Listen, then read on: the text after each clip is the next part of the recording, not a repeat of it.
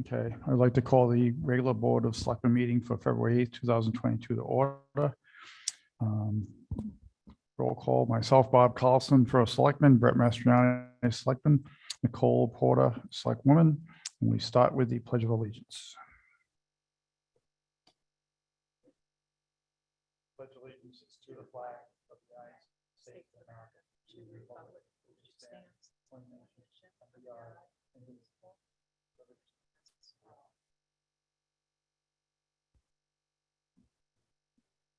Go to something we should say to the Connecticut flag while we're standing, but. All right, so public comments on non-agenda items. Sean Murphy's here. Any comments from online, Christine, on non-agenda items? None. Okay, perfect. Okay, then number 4, selectmen comments. Do we have any comments from either of the 2 selectmen? No. Okay. First selectmen comments. 2 things. One is we just signed today with Titan Energy. Titan Energy is a company that goes out and they find the best prices on energy for us as far as electricity.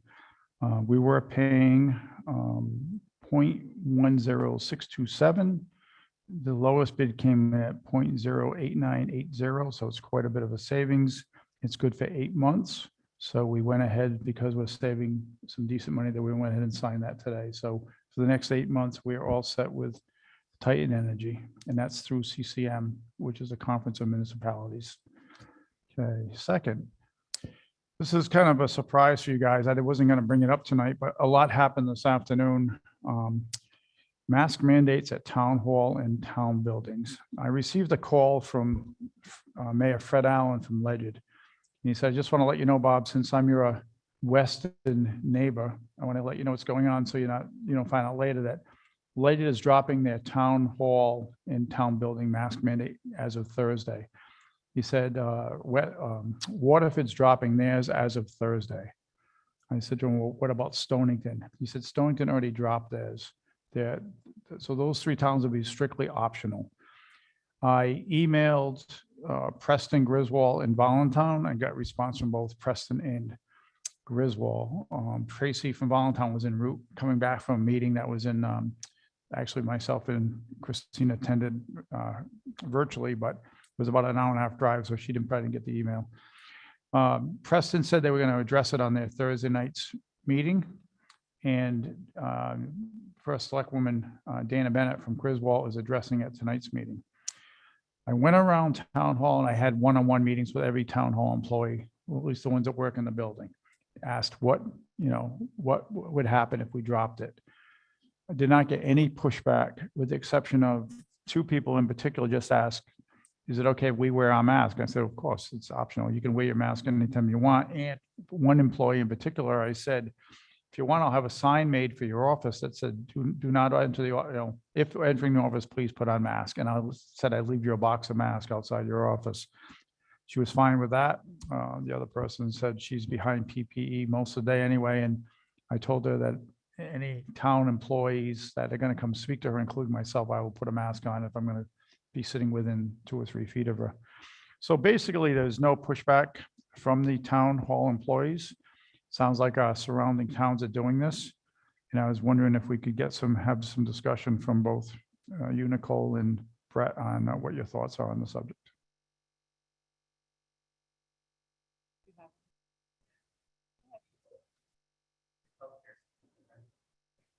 I mean, I think at this point, there's so much in the media regarding people dropping mask mandates. As people have the option to wear them, I admire the fact that you had one-on-one conversations with everybody in town hall to get their feelings on it. I think it's going to end up happening sooner or later, and only time will tell whether we see an uptick as people start taking their masks down. Thank you. Thank you. I agree. I think it's time for us to move on with with that, especially with the cases dropping, the spread dropping. It was nice to see that the letter from Superintendent Nero today was there's no new cases in the school today, which is nice. But I do think we should do it and then monitor from there as the surrounding towns did.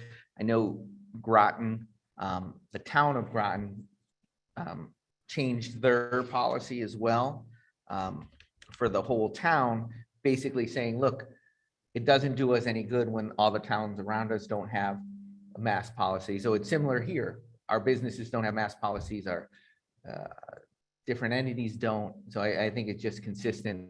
And then I do think we just monitor from there, and if a change is necessary, then, I mean, I don't think it was talked about last administration. I think it was just done by the first selectman's office. So I would think if there's a big uptick, that you as first selectman could implement it right away. Okay, and I agree with both of you. I think the thing is, as long as our employees feel safe and the mask would be optional. And if they want to wear them, that would be fine with me. We'll monitor it, as you said. Again, our surrounding towns, I think, are going to go in the same direction. So do you have any idea on when you'd like to institute this, possibly starting on Monday? I think Monday makes sense. Okay. Do we, why don't we vote on that then? So can I hear a motion? I'll make a motion to remove the town building mask mandate. I second. Okay, so we have a motion and a second. Are there any other discussion? I think that people just need to understand that for the last 2 years on and off, we've been wearing masks in public. That's protecting us from COVID as well as the regular flu and cold. So it's going to be important that town employees or businesses continue to test to make sure that it's not COVID and it's just regular cold and flu and viruses that are out there. I agree. And since you brought up tests, we at Town Hall still have quite a few tests left, at home tests, and we have quite a few masks. So I'll just say that at this meeting now, in case somebody's listening, that call Town Hall, stop by Town Hall, take down the name, just so we know who's getting them. And you're welcome to pick up tests. All right, so we have a motion and we have a second. We've had discussion. So let's take a vote. All in favor of removing the town hall and school and town building mask mandate as of Monday, say aye. Aye. Okay, it's 3-0. Thank you. Old business. Old business, I don't know if you brought the sheets. I think they're in the packet, the sheets on the boards and commissions. So what I did on mine is I put an A next to a board or a commission that will attend on a regular basis, and then a B next to the ones that I'll attend when I can. But I'd like to hear from, obviously, we like to attend certain meetings. We don't all have to be at the same meeting. Sometimes if something's going on, obviously during budget season, we might all want to be at a Board of Finance meeting, or if it's a very controversial Board of Ed meeting, we might want to be there. But then we can pick and choose on the other ones. And then what I'd like to do is, I did this with, when Nita Kincaid was a select woman. We kind of divvied up the meetings, and when we came back to a selectmen's meeting, when we had comment, in this case, we have a place for selectmen comment, maybe we could report to the other two selectmen what you heard, what went on, and just the highlights, nothing too crazy. But is there any particular, I've got my list and I'll use that as a master for now. So if you have your list, Nicole, can you tell me what committees that you would like to attend? So Board of Ed and Board of Finance, I think that I'll continue to just log on. Hewitt Farm Committee, I have an interest in. The Emergency Services Operations Committee, I think I can bring. But isn't that one, that one's defunct, right? Oh, And not yet, but they haven't had their final meeting, or they had a meeting in months, correct? So it's Okay. kind of an inactive committee right Okay. now. well, it appears I'm choosing the right ones then. She knew there were You'll be at the nothing next- you'll be at scheduled. the next meeting.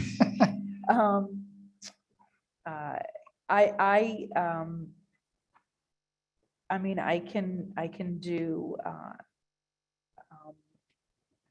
the Sustainability and Conservation Commission. Okay. Don't go crazy. Nope. Biting off too many. That's what I had. And then you had talked to me at one point about Ledge Light.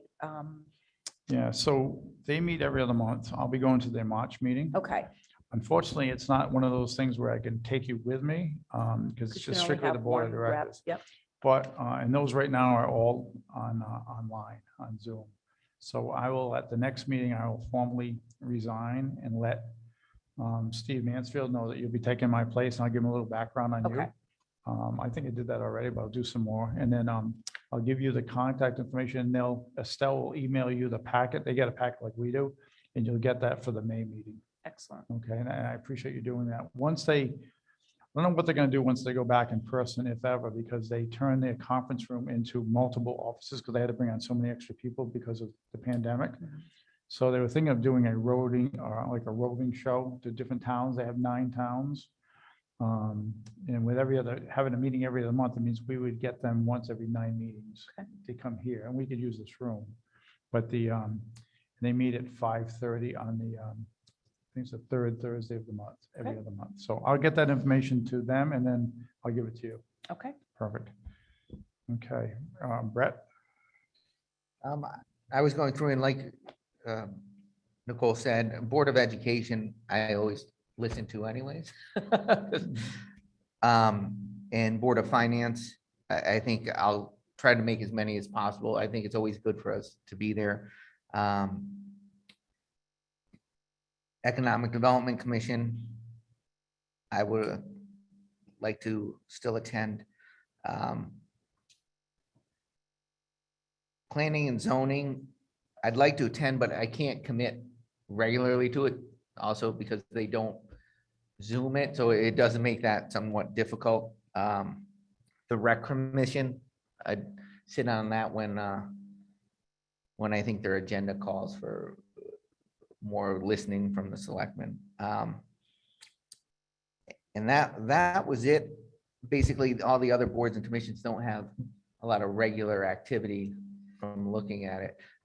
One thing that I want to bring up as we talk about this, and maybe we can put this on the agenda for another meeting, is looking at bringing back the Permanent School Building Committee, because we have nothing on here and that discusses the maintenance and oversight of our town, our new school buildings. And during that school push for new facilities, even when we were on that initial board, many people said, well, what's the point if we build new schools and we don't maintain them properly and we're in the same boat? So that was always a pushback. So back then we had a committee from a subcommittee of the selectmen, appointed committee that oversaw maintenance, major maintenance of those buildings. And right now we don't have that. So I think maybe we should discuss that, or if you want to put it on an agenda for. So we can discuss, I think that one reason was those are older buildings even back then in 2008 when we started. And they were replacing fire doors and upgrading when codes would change. But we do have a new maintenance facility manager, right? That's starting on the 22nd of February. So I think maybe we would meet with him, find out what the needs are, make sure he knows where all the warranties are. We should have files with all the warranties, windows, doors, anything that things have 5, 10, 15 years on them, 20 years. But I don't disagree with you. I would hate to think that we would have to start changing things out in school this soon, 3 years in, but as the building, don't forget, 2 of those buildings weren't really taken care of. I mean, we kept, as they say, kick that can down the road. So the permanent school building was putting Band-Aids on things. I think they used to get a line item budget of about, what was it, 75,000 or 50,000. It wasn't a lot. I remember some of the people that are on there actually. And so I think Wayne Coates was on that, and he's still around. So we could ask him to, maybe he can come into a meeting and talk a little bit about what he thinks the needs are for having that, reinstating that. So. Right, it's just that I don't know where we draw the line of what the school maintains there going forward and what we have to do for any changes to make sure those buildings stay good. So that's why, as I looked through this list, I was like, maybe we should discuss it again. So Yeah, I don't think it's a bad idea. I'm just wondering, hopefully we don't need to have services with that committee 3 years in, but Sean Murphy had his hand up, and since we allow comment during agenda items.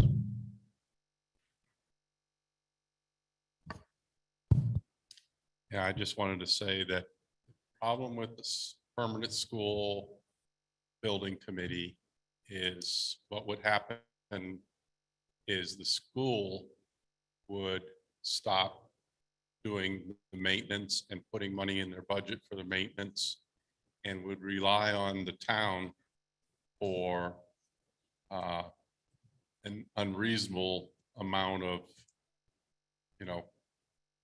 total taking care of the buildings.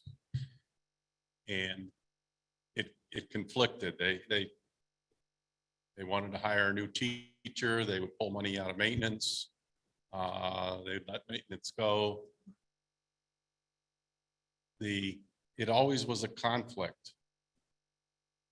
The Board of Education and the schools are responsible for the school buildings, period. There's no, they would shift money out of maintenance and do other things with it. And we never were able to fund the permanent school, group to do maintenance. And they don't have any ability to write contracts, go out with RFPs. They did that very primitive and not always competing projects. They have limited time and resources, this committee. And I think the best place is for the schools to maintain the schools and not have any question about who's responsible for what. Maybe as a town, we need to, pay particular attention to the maintenance at the schools and make sure it doesn't go downhill and things get in a bad state. But the school's responsible. When you add another group, and it's always, they're pointing fingers at each other or whatever. But I think it's clear, by statute that the school, the Board of Education is responsible for the school buildings. I think it was a good point, Sean. I think too, as we move forward, especially now that we have a new facilities manager that's coming on board, is to try to get more communication between the town and the schools when it comes to maintenance. I know our highway foreman, Don Hill, has relationship and knows the new person that they hired at the school for that. So possibly that just having that connection through Don and through the new fellow, I think his name is Will, that should, if we have those lines of communication, then things shouldn't fall through the cracks. And we'll know what's going on with the schools. And I think you're right. It's up to them to maintain. I could see where the school might say, well, let's take the money out of that budget and use it for something else, or let's not fix that. Let the town pay for it by funding the permanent school bid. But not a bad idea to bring it up. I think we can have more discussions on it down the line, but those are good points by Sean. Thank you. Back to boards and commissions. I'll just tell you what my list was real quick. So if it's an A, it's something I attend on a regular basis. And if it's a B, something I'll attend occasionally. Affordable Housing Committee as a B. Board of Education is a B. Board of Finance is an A. Board of Selectmen, I think I have to make that an A. Economic Development's a B, because I know Brett's going to be there. Hewitt Farm Committee's a B, because I know Nicole's going to be there. Planning and Zoning's an A. And Water Pollution Control Authority is a B. So I will get to, that's 1, 2, 3, 4, 5, 6. That's 8, but I will only be tending 4 of those on a regular basis. And the rest will be on occasion as needed. And the education subcommittee, that's gone too, correct? So, yes, and so is school modernization. Oh, And good. I was just gonna No, ask school that. modernization is not Not done, but they're officially, not meeting. but the school building repurposing is officially. And as far as Eastern Regional Tourism District, we really don't do anything with that, correct? We send somebody. We sent someone. to So hang on, the Education Center Subcommittee, that's this building. Yes. Okay, that is done. Done. Okay. Is there anything else on here, Christine, that is completely done? No. Okay, No, but school modernization is no longer meeting. They are not meeting currently, but the project is not officially okay, closed out. closed. When did they meet last? That doesn't matter. They're still on the books. If it would matter if I was saying it and you were correcting me, yes. They are So it still on sound- the books because they will still need to meet one more time Okay. to officially close out. Okay. Okay, for those of you that didn't know, Christine Diaz is at our meeting tonight because I forgot to introduce her, but she let herself be known she was here. Thank you. All right, moving on. So the next one is old business B, recreation capital and non-recurring expense fund ordinance change. I'm going to let Selectman Mastriani tackle that one since it was his initiative. Okay, I brought it up briefly at our last meeting, but there is a state statute that allows us to create a fund for the Recreation Commission to use, whether it's through donations, through capital campaigns to raise funds, or through line items in our budget that if they request that we can put into this account. It allows the Recreation Commission to use this money for any projects or non-recurring capital that they're looking to do. We do have a policy in place now, but it's specific to certain purposes. So each purpose has to be named and they can raise funds for it that way. The way the state statute has it is they can have this account and basically raise funds in general and use it for multiple different things from this account, whether they want to have people donate to uniforms in the future or a play set that they want to put. It can go into this account and be utilized for many different things. I talked to the Rec Commission last Thursday. They voted in favor to try to move this forward. In researching it, I did find other towns that actually have donation tabs available on their town site to donate to the Rec Commission. It talks about, basically, they set it up that, the town can only provide so much through recreation or through budgeting services. Please look to donate to our Rec Commission. I think as we move forward, I think this would give them the tools they need to really go out in the community and try to raise some funds and have some funds for long-term projects if they want that don't. So necessarily it seems to get cut out of capital. All our capital projects get cut out on a regular basis. But this gives them the chance to also raise funds and keep those funds in there to do so many things. But it really just clarifies the state statute a little bit compared to we added on our ordinance that the specific intended purposes. So I found multiple towns that have some that are very broad and some that are a little more detailed, but basically none of them have that intended purposes part that I saw that enacted it. And we reference even in our ordinance, the state statute somewhere in here. So are you suggesting that we talk about removing the fact that it would need to be a specific fund for a specific purpose?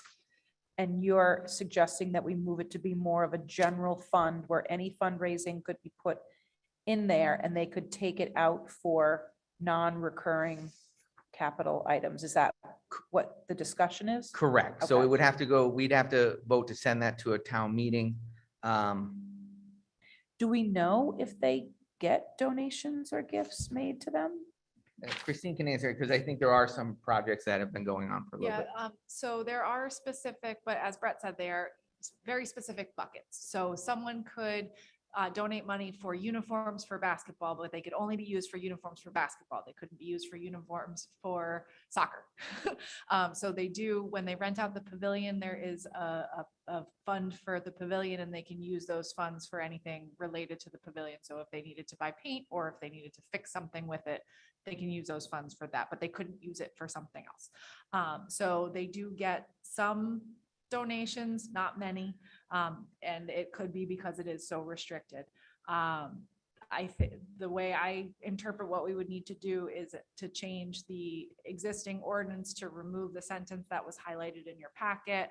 And then a new ordinance within the recreation section, creating this park and recreation capital and non-recurring expense fund. So it's just ordinance changes that would need to happen. So for instance, one that is pretty broad is, this is from New Britain, but it says this fund shall consist of revenue received in the form of gifts and donations to the Department of Parks and Recreation to be used for any program administered by the department. So they don't put in the capital for non-reoccurring, but that's the most broadest one that I did find. So Brett, how do you handle when it is specific? If someone says, I want to buy a basketball team new uniforms? So it would go into that fund, but the commission would utilize it. for Earmark that basketball. money just for Right. that. So we did talk about that at the meeting. And yearly, it makes a little more work for our treasurer because he would have to report on that fund. Okay. And any funds that are in their current account that are earmarked for projects would continue to be earmarked until they're used. You wouldn't be able to consolidate those funds into one pool. And no funding for this would come out of the town at all. This would all be private donations. Creating this fund does enable the town to put money into it. Oh, but as far as a budget, Yes, you're asking not me. required to, but you could at budget time make an allocation to the capital non-recurring. Okay. But typically, most funding would come through fundraising. Yes. So also it does state in there, so say somebody donated land to the rec commission for rec purposes, the town couldn't use that land, they sold it off, that money could go into that account too, to be used for redevelopment of a playground or anything like that. Okay. Has I'm forgetting his name. Tom, Tom, very good. Fabian, thank you. Has he approached you or are you advocating on his behalf? I approached them when I Okay. found the state statute. Is he open to fundraising? The whole rec commission says they are open to it. I feel more fundraising efforts would be done by the commissioners than by the director. But Yeah, I would agree with that. Just for clarity too, when you said money's from the pavilion, you're talking about the one at the rec field, not the one yes, that the you were rec talking. pavilion at 32 Rocky Hollow Road. Just want to make sure we clear that up. Okay. All right. So at this point, this would have to go to a town meeting because it's an ordinance change, which would happen in March. So are you asking us to vote to send this to town meeting for an ordinance change, or do you want to get the new ordinance written? Yeah, I first? can work with Christine on getting the right wording, how to go, should proceed, and then we can have it at our next meeting to send to town meeting. But I wanted to bring it up to you guys, so it's on the radar, so we can try to get it all at that March meeting, since we have that commitment to have less town meetings with Mhm. more business being done at them. Yeah, I'm not opposed to it. Okay. Anything else from that, Brett, on that? No, Sure. Public comment by Sean Murphy.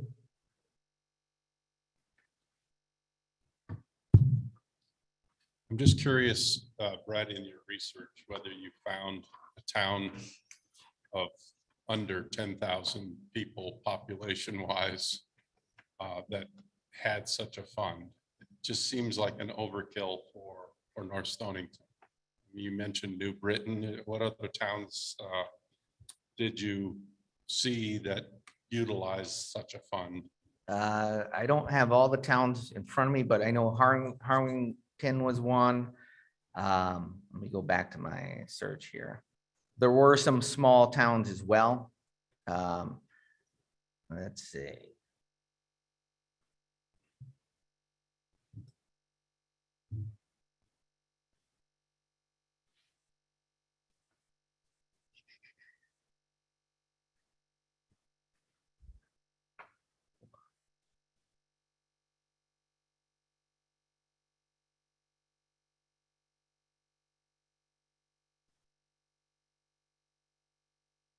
We have Haddam. Wilton were some that I looked at. There was another small town that I can't find it in my history, but I think I gave Christine a copy of their whole rec department guidelines. But there were quite a few. And actually, I think it's more beneficial in a small town. I don't think it's overkill because we are a small community and our budget is tight every year. So this gives the community members a chance to donate for things that they find valuable for the commission to do. I think that Preston has it. I just don't know how that would work if the town actually put money into that fund at budget time. Basically, the selectmen would then lose any say on that funding and what it gets used for. I personally am not necessarily in favor of dumping money into a general bucket. And I think in reading what you had sent out to us, it can't change much, kind of like the fire department, right? So they have this kind of separate fund that they go off and they do fundraising and donations and gifts. And that is theirs to decide as a commission to do with. They would still come to us, and according to this, we cannot deny them funds that we would normally put in their operating budget based on what's in this general gift fund. But I don't necessarily, just me personally, I don't necessarily see us saying, all right, we're going to put $10,000 in the recreation general gift fund this year. I'm going to say, we're going to give you your operating costs, this, and this, and then any fluff, and God only knows, we all know there's lots of fluff. There's things that are needed that we just can't fund. And instead of going without, that's where they can use gifts and donations. But I don't specifically see us Right. And I putting agree money with from the operational budget into a general fund that they can do anything with. Yeah, I agree with Nicole. I don't see this being something that the town's funding, even though it says it in the state statute, because it talks about money given to them for this line item, doesn't mean any towns do that. It just gives the opportunity to, but I see it as the fundraising account, basically. Gifts. I was just thinking, I would think it'd be to our advantage to continue to have funds from time to time be put in for particular maintenance things of the pavilion and fields, where it's the, basically it's, we have to make sure that we keep up those facilities and not just put money into this fund and lose control of it. If we want to say we want to re-side the rec shack, we put money in and continue to do things like we have done. I think for the facilities, that's the better way to handle it. Although I see for fundraising and so forth that this, would be good. But I wouldn't want to change how we're doing things. Yeah. Oh, I don't facilities-wise. see that and that's not the reason I'm pushing this forward. I can't see us telling the rec commission, nope, you can go pay for your own paint out of your fund that you raised funds for to paint the rec shack. I think this is for, even as we talk about the rec commission and they talk about playgrounds and stuff like that. I mean, you saw the PTO did a wonderful job raising funds for a new playground for the school. I see this in the same aspect. The rec commission can ask for general support for any of their projects this way. And it gives them a little more viability to go out to business and say, hey, we're raising funds for recreation. These are some of the things we're looking to do with it. Or if somebody wants to be specific, they can still do that and request that the rec commission use it for that. Or they can come up with a list of 5 things that they're working on. Please donate to our fund. Kind of like when the library has their annual ask, similar to that. Sorry, Brett and Nicole, I think you're on the same page. I'm on the same page as you. I also agree with Sean, what you're saying. I don't see the town funding this. I think this is almost acting like the Education Foundation acts for the Board of Ed. They go out and they raise money and they buy things that aren't typically budgeted for in their budget. So this could be the same thing. So, okay. Okay, Brian Rathman. Yeah, I'm, one thing is, it's tough to hear some of you when you speak. If you can speak in a microphone better. I might have missed out on part of this conversation, but I understand it's kind of like a general fund for the recreation. Not quite, Brian. So what Brett is asking is to allow the recreation to go out and solicit funds through donations and then create almost like a savings account for them that they can then use that money for projects, maybe projects that the town doesn't have in their budget. The town, at this point, we're all agreeing the town probably wouldn't be funding this. This would be done through private donations to the rec commission. Okay. Because I know they help fund that pavilion at the Hewitt property, and I didn't know how they did that with their budget. And I'm just How wondering, they did that was, it was in the year they had leftover funds and they had leftover funds in their budget, and somehow it worked out there was a line item transfer, something to that effect. Maybe Christine could clear that up, but I think it was a line item transfer from the line in the recreation department to your farm to help pay for the pavilion. So No, they had- it was. I mean, they Um, could do the same thing with transfer? the, There was no transfer. It was paid out of the recreation program expenses fund, B 1601, and was used to pay an invoice for the construction of the pavilion. And they have used it and will continue to use it for recreation programs. So Okay, so It's all on the up and up. that was a much clearer answer. Thank you. Thank you for that. Christine, I would just say that I was no part of that. And I didn't agree with it when it went down the way it went down, but that's ancient history at this point. Okay, any other comments, Brett? I guess you and Christine are going to work on a ordinance. Yes. yeah, Preston did enact it as well. So we're gonna kind of use theirs as a jumping off point. Okay, great. So let's get to, well, we tried to keep this agenda fairly thin tonight because we knew we had this coming up, and we made this mistake last week, having too many things on the agenda when we're trying to talk about the budget.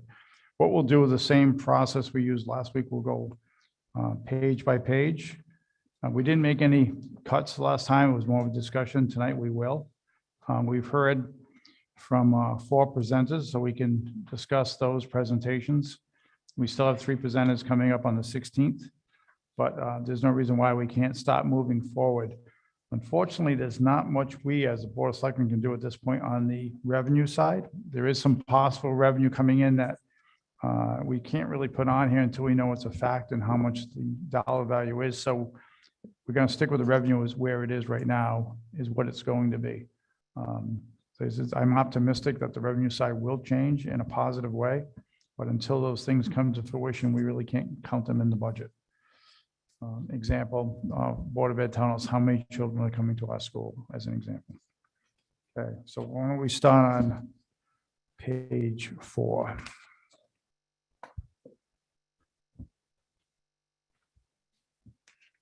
At this point, everything on page 4 is open for discussion. There's nothing on hold. Everything's coming from the Board of Selectmen's office and Town Hall. What I would say is we're still carrying at this point a 2% pay raise as a placeholder for Town Hall employees. I think on the 15th of February, we start actual negotiations with the unions. So if there's anything on this page you'd like to discuss, change, either for go up or down, we can discuss it now. This is a relative to the budget, but I briefly talked to Christine about some of the increases that we're seeing with one of the companies that does our taxes or prints them out, things like that. And they had a significant increase. So I'm asking that if the first selectman could contact that company and see if they can work out something where the increase isn't so dramatic. It's only a few $1,000s, but every bit helps. I feel like sometimes some of these companies that deal with municipalities just send out an increase. And some towns push back and get that increase reduced, and some just absorb it. Are you switch on a line item you're speaking? So about?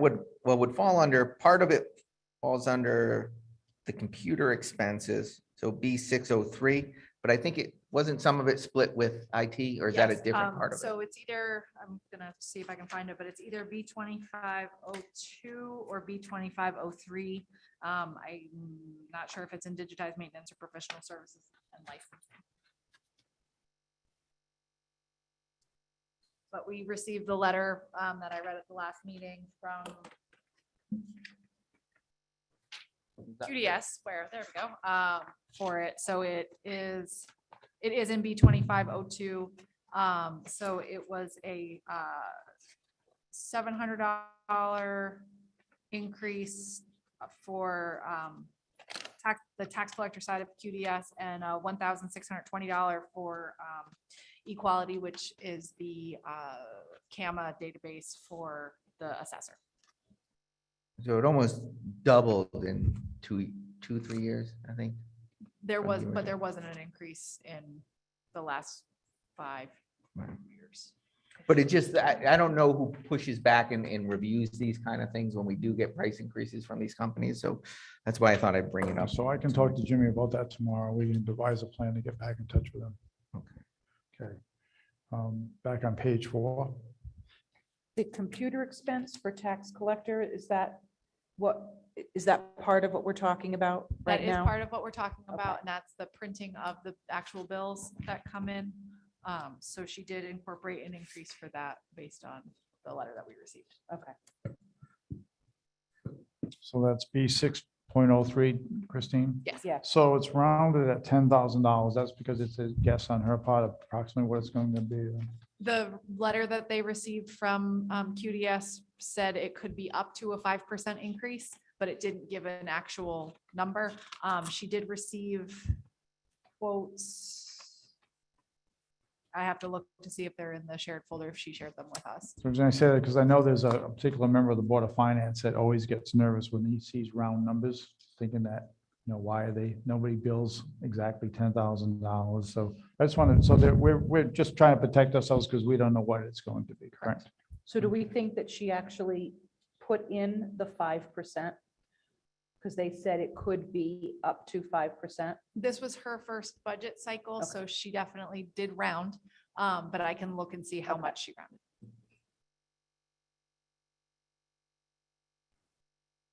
Other than that, I'm okay on that page.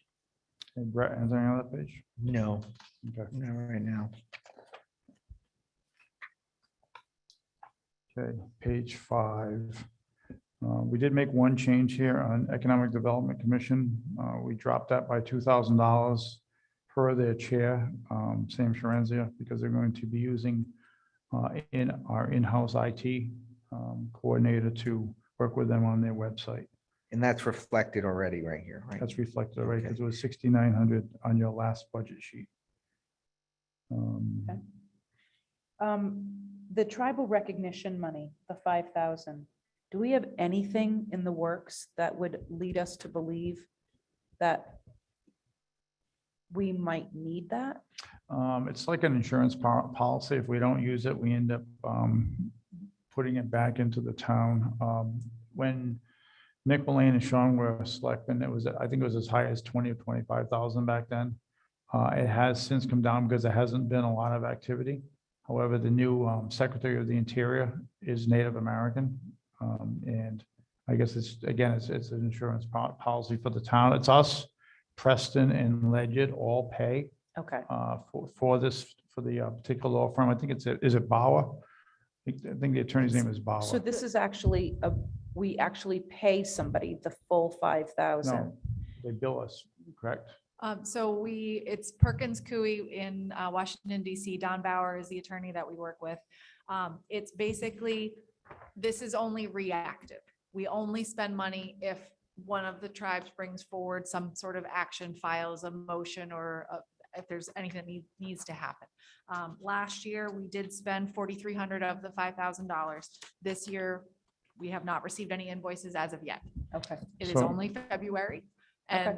and we don't know when someone else is going to take action, so. So as of right now, we have the full 5,000. I'm looking at profit and loss we got today. The full 5,000 is still in there, Nicole. So if it doesn't get spent, it goes back into the general fund. Okay.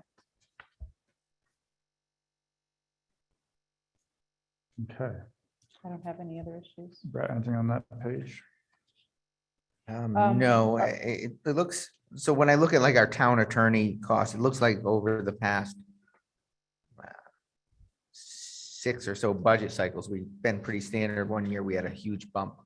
It was up to 70,000 at one point, but those are pretty consistent in what we actually spend. So I'm looking at end of last year, it looks,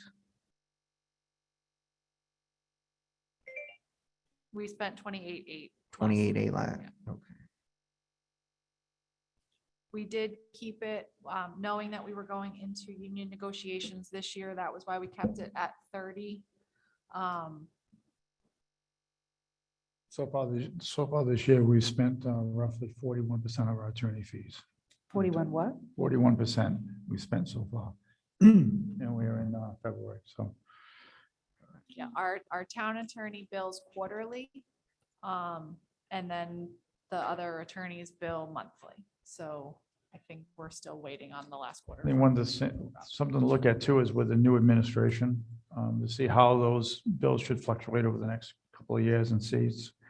I'm comfortable with it being at that number, but next year, if we end up with the year with a big overage, then when we budget the next time, we can take that in consideration. And then on the EDC, the B1502, the coordinator, part-time admin. Nicole, I thought your idea was great to try to find someone in town hall that might be able to utilize that. So I guess that's a further discussion with Sam and his board to see if 7,500 is what they would need if that were to all work out, or if that could be a little lower based on how many hours and whatever that pay rate is.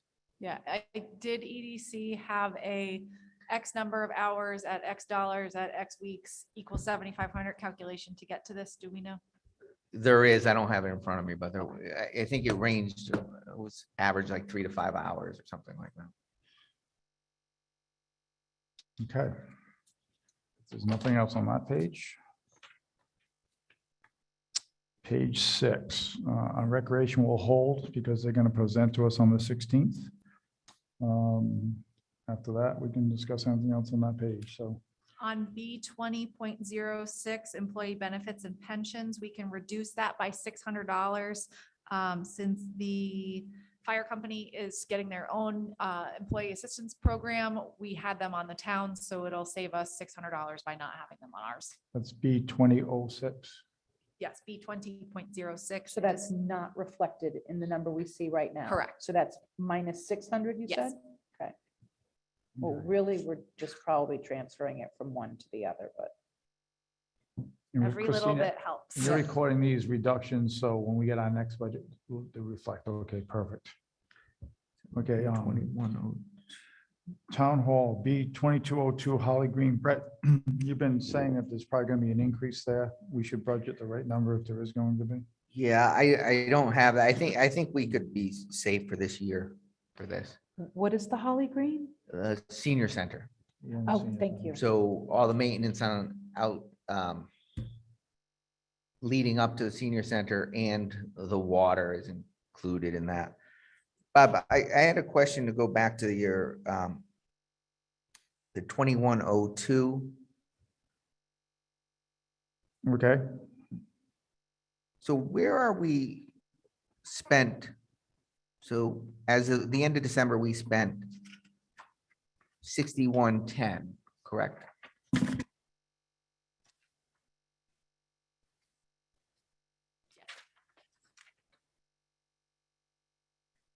And what are the other expenses coming up throughout the year usually with their operating? So we have our town budget So and we'll any have, referendum. Yep. So any referendum, so if anything from the March town meeting requires referendum, then we'll have the referendum for the annual town meeting and budget.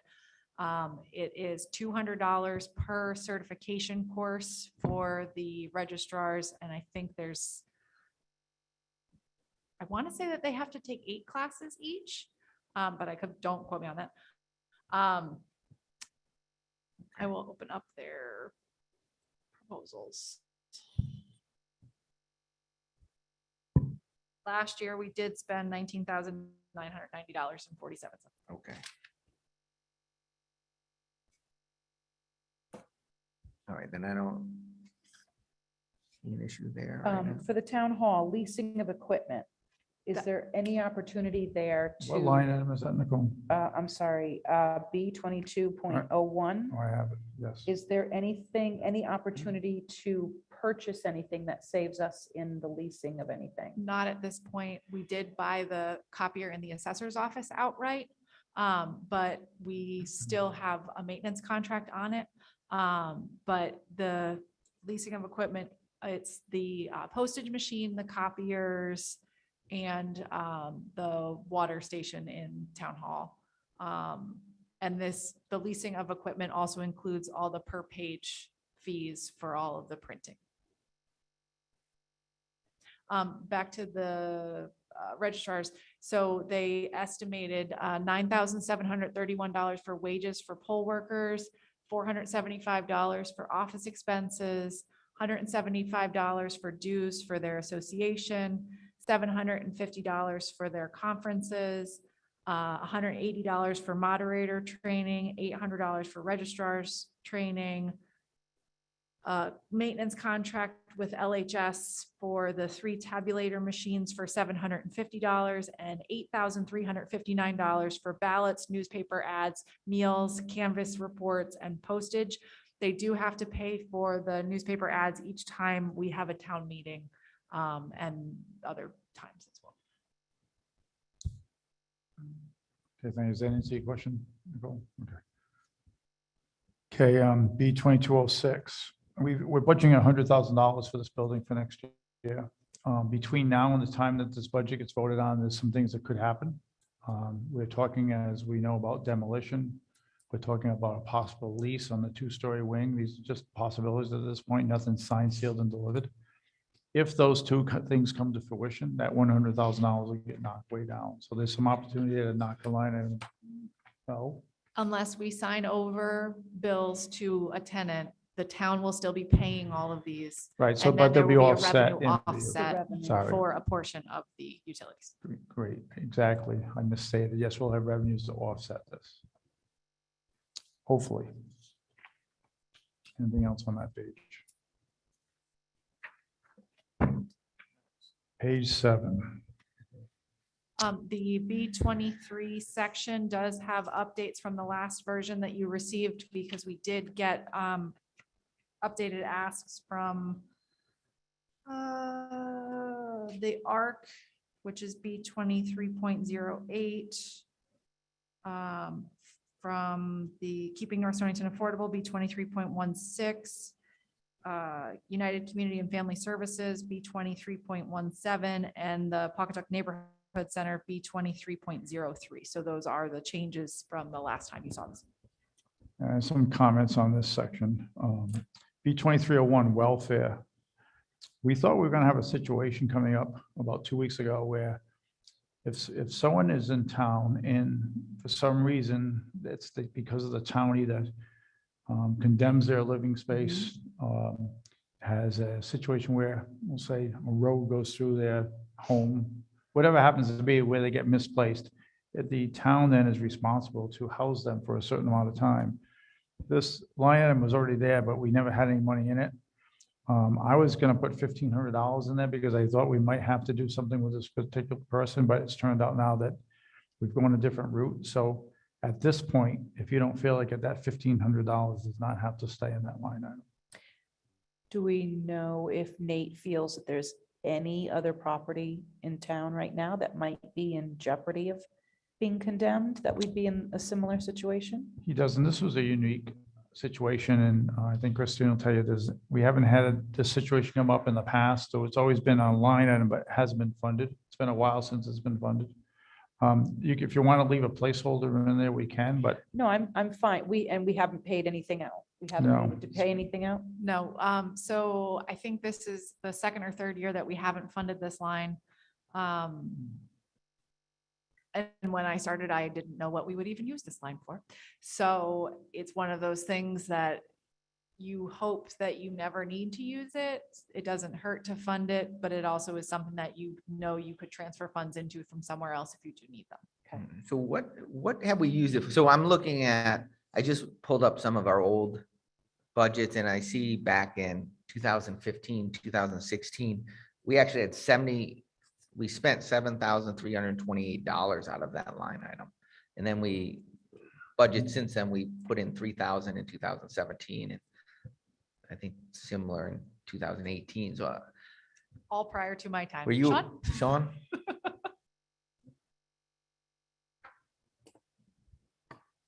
I can't at this point account for those numbers, but I will mention that I have used the funds on occasion when Kasha was sent out to a house with issues with a dog and got out to a house and there was no heat in the house. The driveway was not plowed. There were no groceries to be had. It was a weekend. I called an oil truck and had them deliver oil. And Kasha's husband plowed the drive and we also got him some food. So there are occasions when the town needs to remedy a situation. Of course, there was follow-up with Teresa because there was an elderly person living in the house. And she saw that the person got hooked up with Pawcatuck Neighborhood Center. I was just gonna say, that might be a great opportunity to refer somebody to Pawcatuck Neighborhood Center. Yeah, and there are times when there's needs that can't be met by the Pawcatuck Neighborhood Center. And a decision is made by the first selectman to support aid, outside of that. But I don't know what the 7,000 or whatever was used for that particular year. But that's what I've actually used the money for on one occasion. I'd be a proponent of leaving it in for now, because I see in 2017, 2018, $1,300 was spent. So it looks like then we just dropped it off. And I don't know if we pulled money from somewhere else when we had to do something like that, but I think this first go round, I would leave it in there. I agree. And then seeing where we get in the next several Okay. rounds. We'll- we have to scrape 1,500 out of here in a Yeah. few weeks. Can I ask, all of the different welfare agencies that we are giving money to, is this a certain percentage that they say each town is going to give this to support us A in lot of helping times it you? is. A lot of times. And can we specifically speak to the Pawcatuck Neighborhood Center and the kind of drastic difference between, So yeah, past years? I was going to speak about that anyway. So a couple of things have happened. Pawcatuck now has a person coming to the library on Thursdays. It's their coordinator, Susan.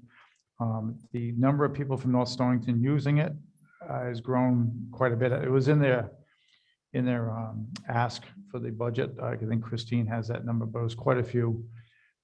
I'm not opposed to dropping the number though. We just gave them 1% out of our ARPA funding, which was $15,000. So I'm not opposed to dropping this $40,000 down to either 30,000 or even 27.5, which was last year's amount. I don't think $40,000 is the right number. Again, since we already gave them $15,000, which wasn't a budget ask, it was something we did. So Yeah, I'd be in favor of dropping it back to either 2750 or Would you like Right, me to okay. read a few highlights from their submission letter as to how they're using the money? Go ahead. So last year, 166 North Stonington residents were enrolled as clients at the Pawtucket Neighborhood Center Food Pantry. In the prior year, 128 had enrolled. Last year, the pantry distributed 291,995 pounds of food valued at $625,610 Two North Stonington residents? overall. Okay. Each week, the neighborhood center delivers food from local supermarkets to our senior center. In addition to that, 23 North Stonington children are enrolled in the weekend or backpack program, which provides 45 pounds of food per child for the weekend. 18 North Stonington children receive toys and gift cards at Christmas. 64 North Stonington residents receive Thanksgiving turkey meals, and 41 residents received Christmas turkey meals. Some were delivered directly to their homes. Their caseworker assisted 39 North Stonington families with heat or utilities. In addition, the neighborhood center distributed $3,302 in direct financial relief to North Stonington families who needed help paying rent or filling their oil tanks. They also did some referrals. Go And then they- Pawtucket Neighborhood Center. Yes, and then they also offer a lot of different senior programs in addition to the programs that we offer on our own through our town. On a personal note, they would like to thank us for touring the neighborhood center and seeing the facility at work. They are looking forward to making more relationships with North Stonington residents by meeting weekly at the North Stonington Library. We feel privileged to continue to serve your town, especially those who are feeling financial strains and seniors who are feeling isolation due to COVID-19. Okay, thank you for that. So with that said, again, we gave them 1% out of our ARPA fund budget, which is 15,000. I'd be comfortable with a $30,000, I was just gonna say which is 30 an as well. increase. That shows that we are increasing it from last year. It's increased and that increased from the previous year. And we did give them the 15,000, which gives them a total of $45,000.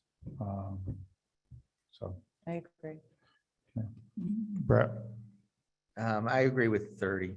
Yeah, it looks like we were flat at 25 since 2017, 2018. okay, on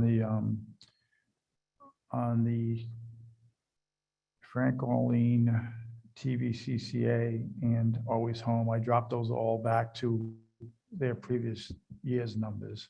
They all asked for an increase. And I put them back to where they were last year. So I don't know if you want to discuss that. And if you have questions on anyone's letters, I have them scanned in the folder. I'm okay. Brett, you okay with that?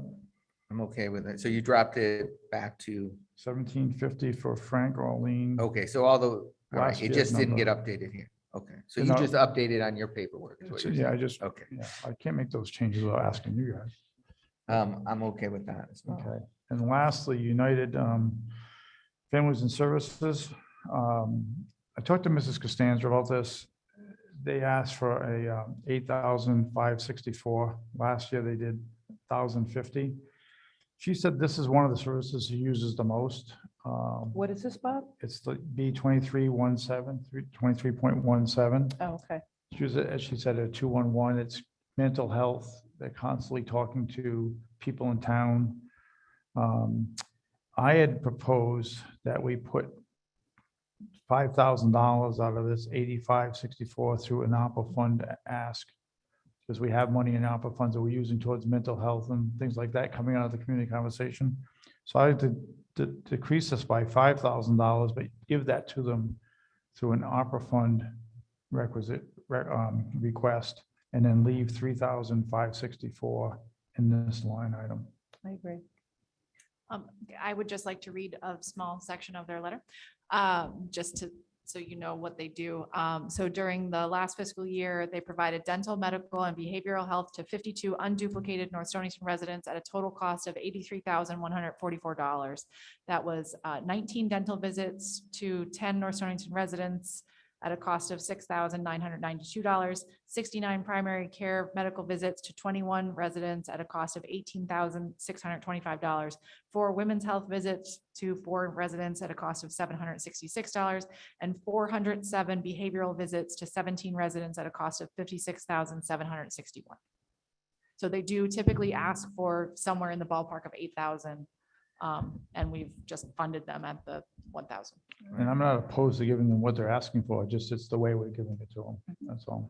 Yeah, I agree with doing it, putting that ARPA, especially that we had that 15,000 in the sketch of the ARPA funds for mental health. I think that makes sense. And I'm just looking back, it looks like we didn't fund them prior to 2019.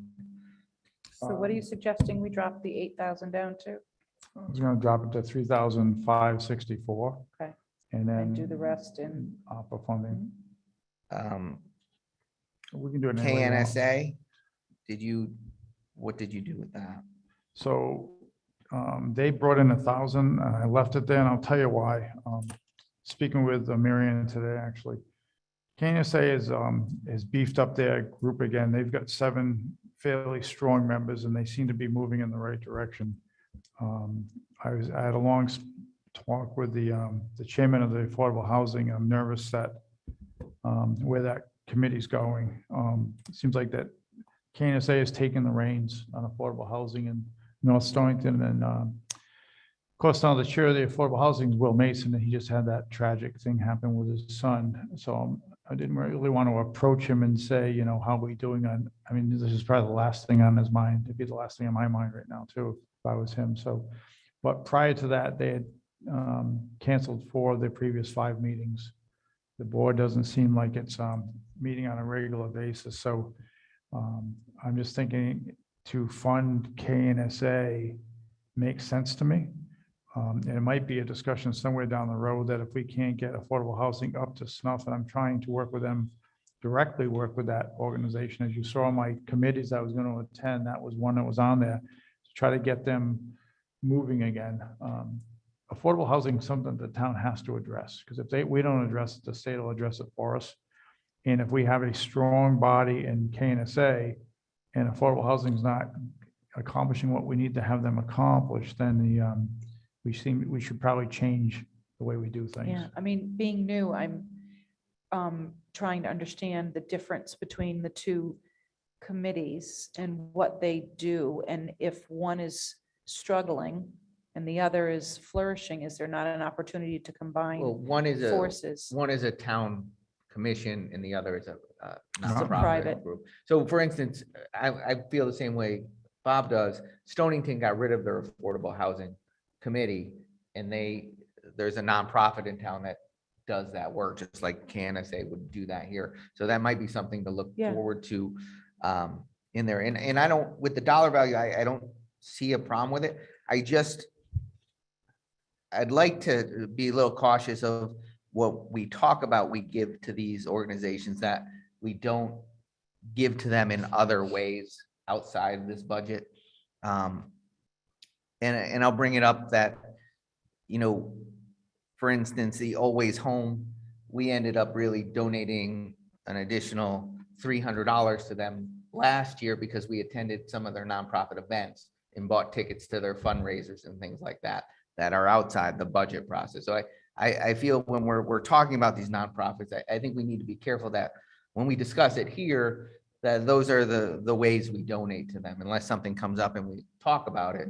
And then with KNSA, my concern with them is when we sold them a property in Clark's Falls, we paid for a lot of the legal work to be done on some of that stuff that never really was discussed fully amongst the residents in the town during expenditures. Okay, I understand. your I'm point. fine leaving the 1,000. Can I review all the B23s with you just to make sure I have the Sure. accurate numbers? So welfare has $1,500 in it. New London Hospitality Center, 1,000. Pawcatuck Neighborhood Center, 30,000. Skipping down to Women's Center Safe Futures, 2,250. Frank-Oline Center, 1,750. New London County ARC, 1,500. TVCCA, 1,250.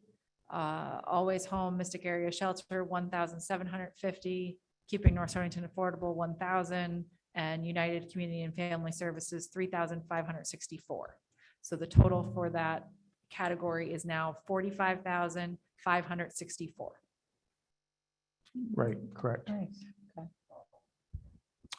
Sean?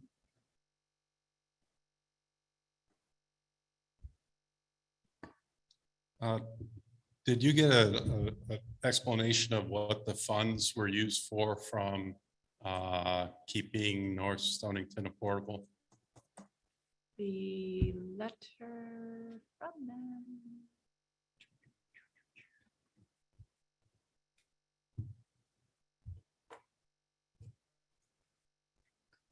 Keeping North Stonington affordable requests an appropriation of $1,000 in the 22-23 municipal budget. Our mission to ensure that the people of North Stonington and the people who wish to live here can find housing within their budgets was enhanced by the cooperation of the town and KNSA in our acquisition of the 1860 schoolhouse, which will be rehabilitated into a deed restricted affordable housing, deed restricted affordable home for an income qualified family. Major expense was shouldered by KNSA to make this happen. This investment will enhance the town, not only in tax revenue, but also in the preservation of this historic building. The continued cooperation and support of the town is important as we move forward in our mission.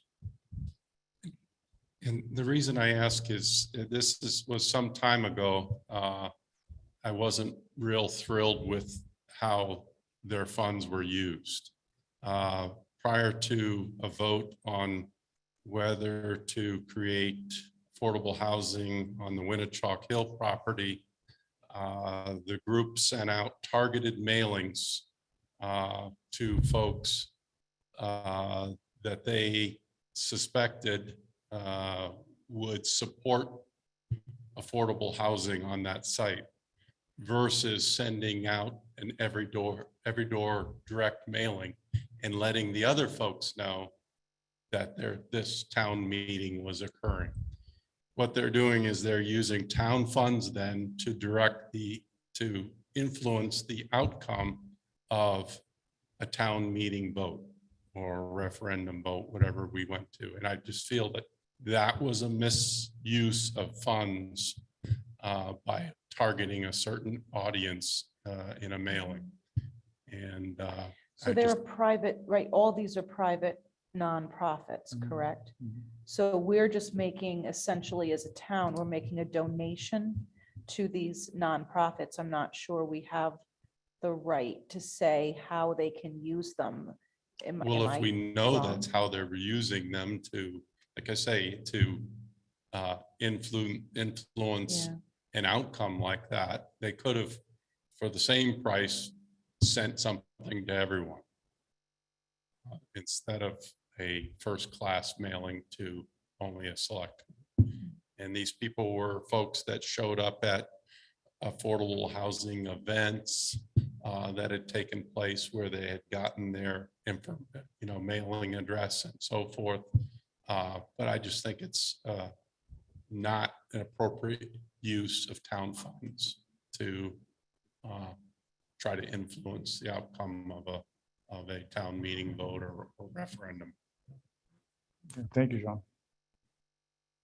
Okay. Let's see what else on this page. So engineering for selectmen it looks like we haven't spent anything out of there yet. No, but I can see something coming up Okay. because I've talked to DJ about doing some more renderings that he did not get paid for last time. I know we're going to be looking at possibly getting some architectural work or engineering work done on the 298 building before I present it. So I can And see that would come out of this account. it can come out of that account. Okay. Okay. Yeah, I was in the same boat as you were, Brett, and now in the last week or two, things have popped up that suggestions made about how to do this the right way, which I wanted to do it the right way. So if I have to do it through this expense, it's only $2,500 in there, but at least it's money. And obviously I'm not going to spend it frivolously. It's not like it's the selectmen expense account, which I promise I won't spend that crazy.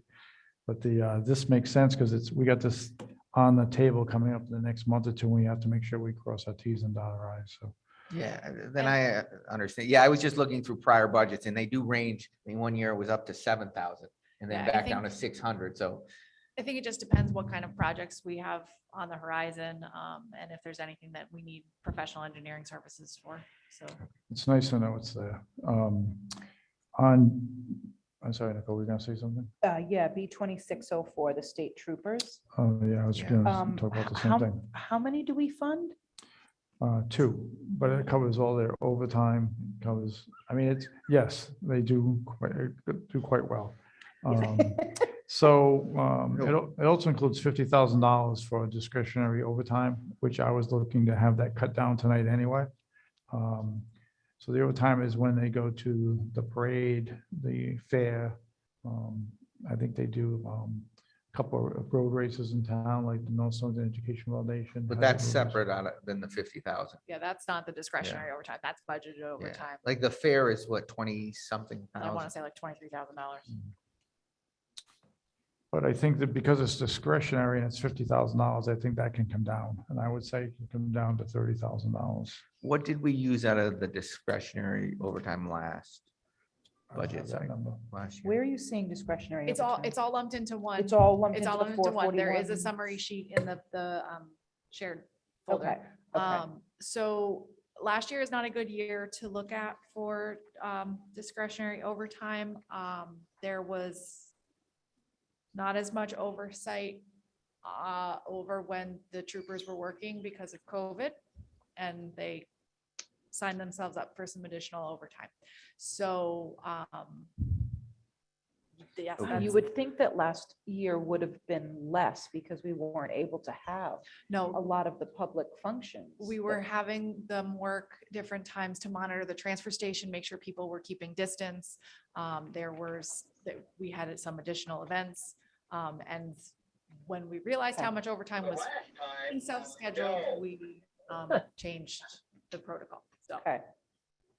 Right. So is that something, Bob, that you sign off on certain overtime and not? Is that? I how haven't the to this process point. works? It hasn't happened since I've been here, so. Who do our resident troopers report to? Troop Us E, or Troop E? Troop Troop E. E.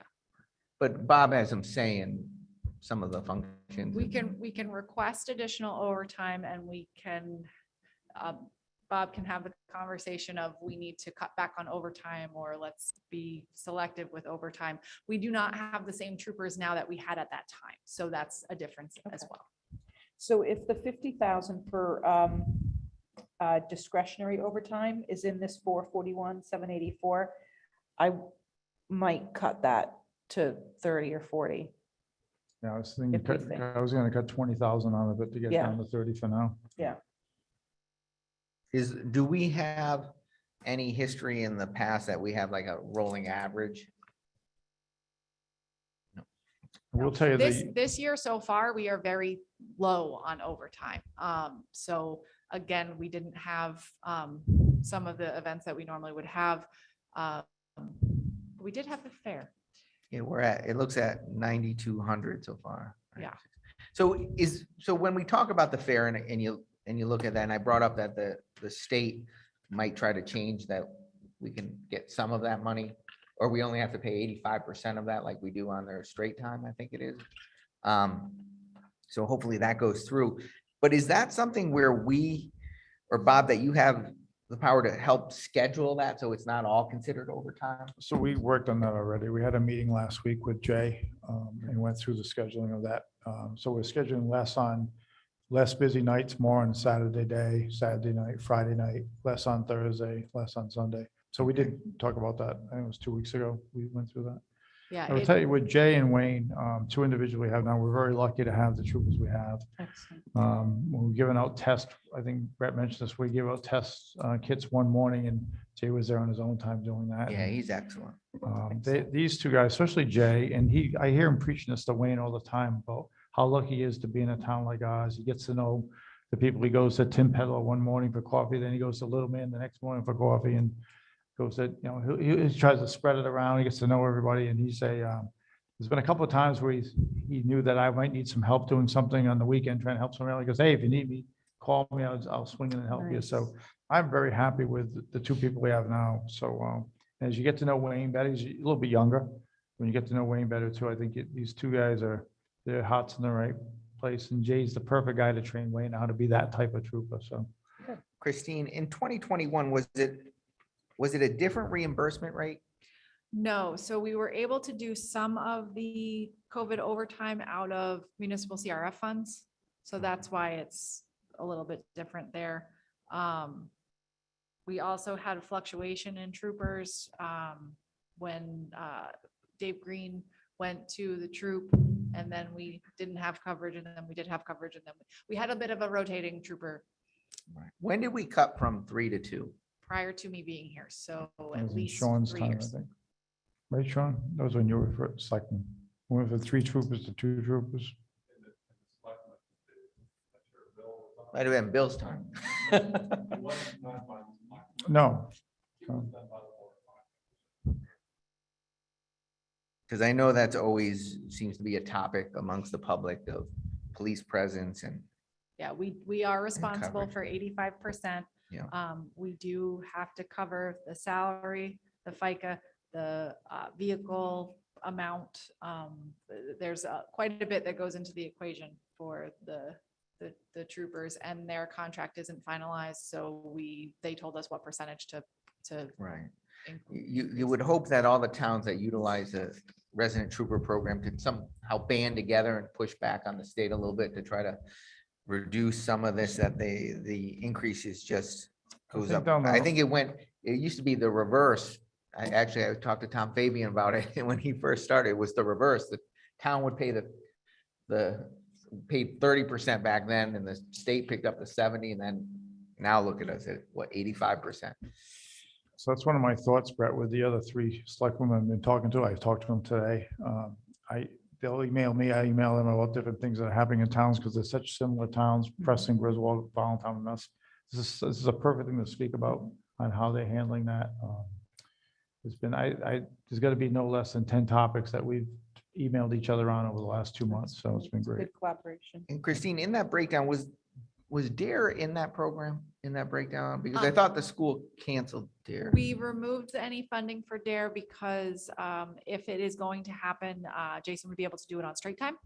So we wouldn't need overtime costs. And there was also talk of whether the school was actually having it or not. So Okay. There's been recent studies saying that DARE doesn't work also. It's getting bad publicity and said it has not proven to be a good thing to do. So we'll see how that comes down.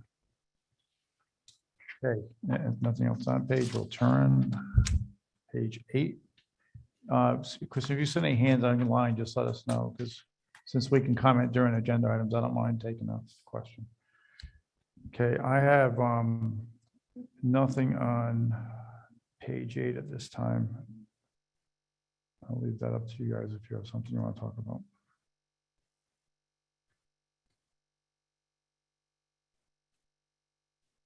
What do we pay out? What did we pay out for street lights?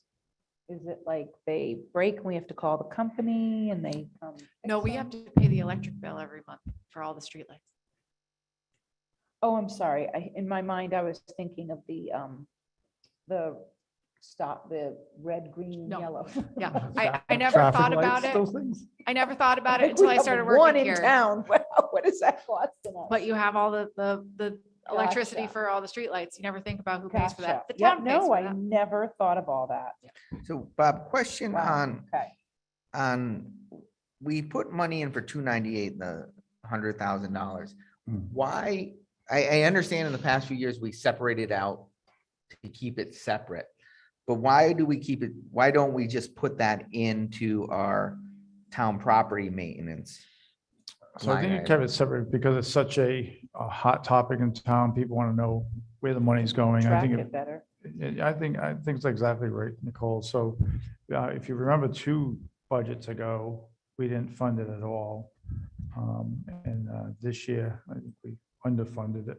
Right. Well, how come in 2021, town property means we had $109,000 in there, and now we're down to 7,500?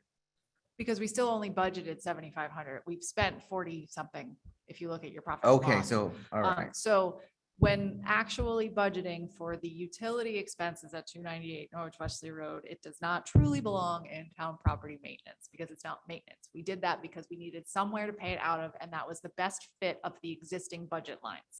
So I tried to create the same one last year. So as you're working with the Infinite Vision and setting up all these new accounts, do you see it staying how we have it here? I see it going into town hall as its own separate line, as we put in this budget. All right, thank you.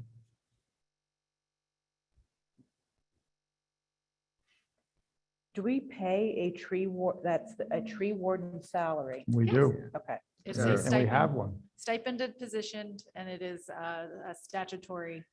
Do we have to name We the do. new one? We haven't, have we named them yet? We did not. We should No. do that at the next meeting. I have a couple other appointments on the document. Because the one we but- named a few meetings ago was on. Yeah, yeah. oh, Alright. well, that's unfortunate. All right, I don't have any issues with the highway. For the transfer station, where are we leaving the sticker fee So those discussion? are on the revenue page, on the first page of the budget. We took those off. We had 32,000. We took it off at this point because it's going to require more discussion. And bulky waste is on that now, and there was no revenue at that point. You'll see when we get the capital, that bulky waste, the eventual covering of the bulky waste pile is in there. We're budgeting $25,000. So revenue could offset that, but that's a discussion for down the road. Between now and the time that this budget gets approved, we're gonna have to decide what we're doing Okay. with the transfer station. Yeah. Yeah, okay, I just wanted to know You know, I where. just didn't want to tie up this meeting. Yep, no, when the budget, there's long meetings. Because it's definitely something I think we should still discuss going Yeah. forward, because it balances out somewhere in the cycle, and it could actually reduce the budget and reduce Mhm. people's taxes These, eventually. It's just these early go-throughs on the budget are so, there's so much to look at and so many changes that we Yeah. seem to make. But once we get farther down the road, then the budget will take less time. We'll have more direction. and- Okay. Okay. We'll be going to a SCARA meeting.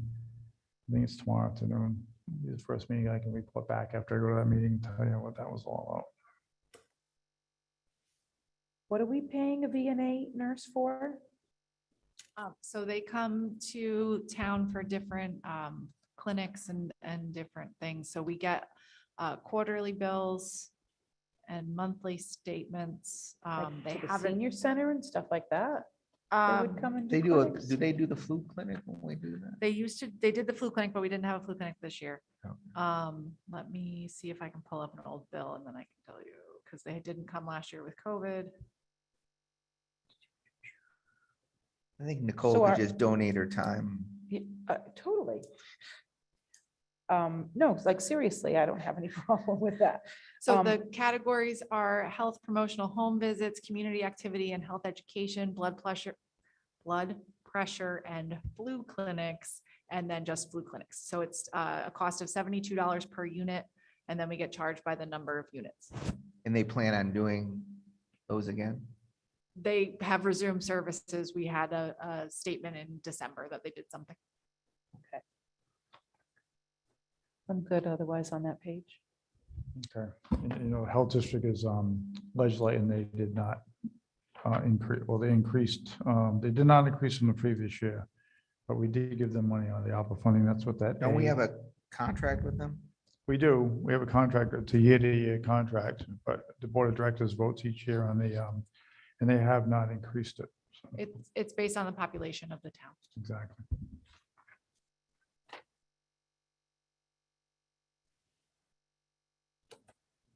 Okay, next page, page 9. One thing I see here is two things.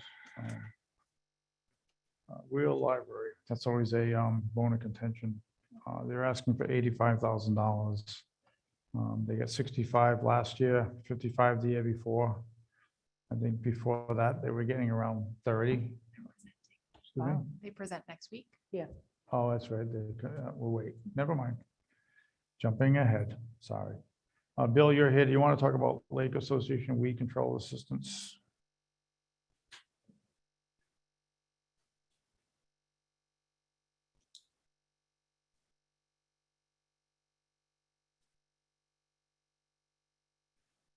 I think it's on, isn't it? Brad, can you open it on? No.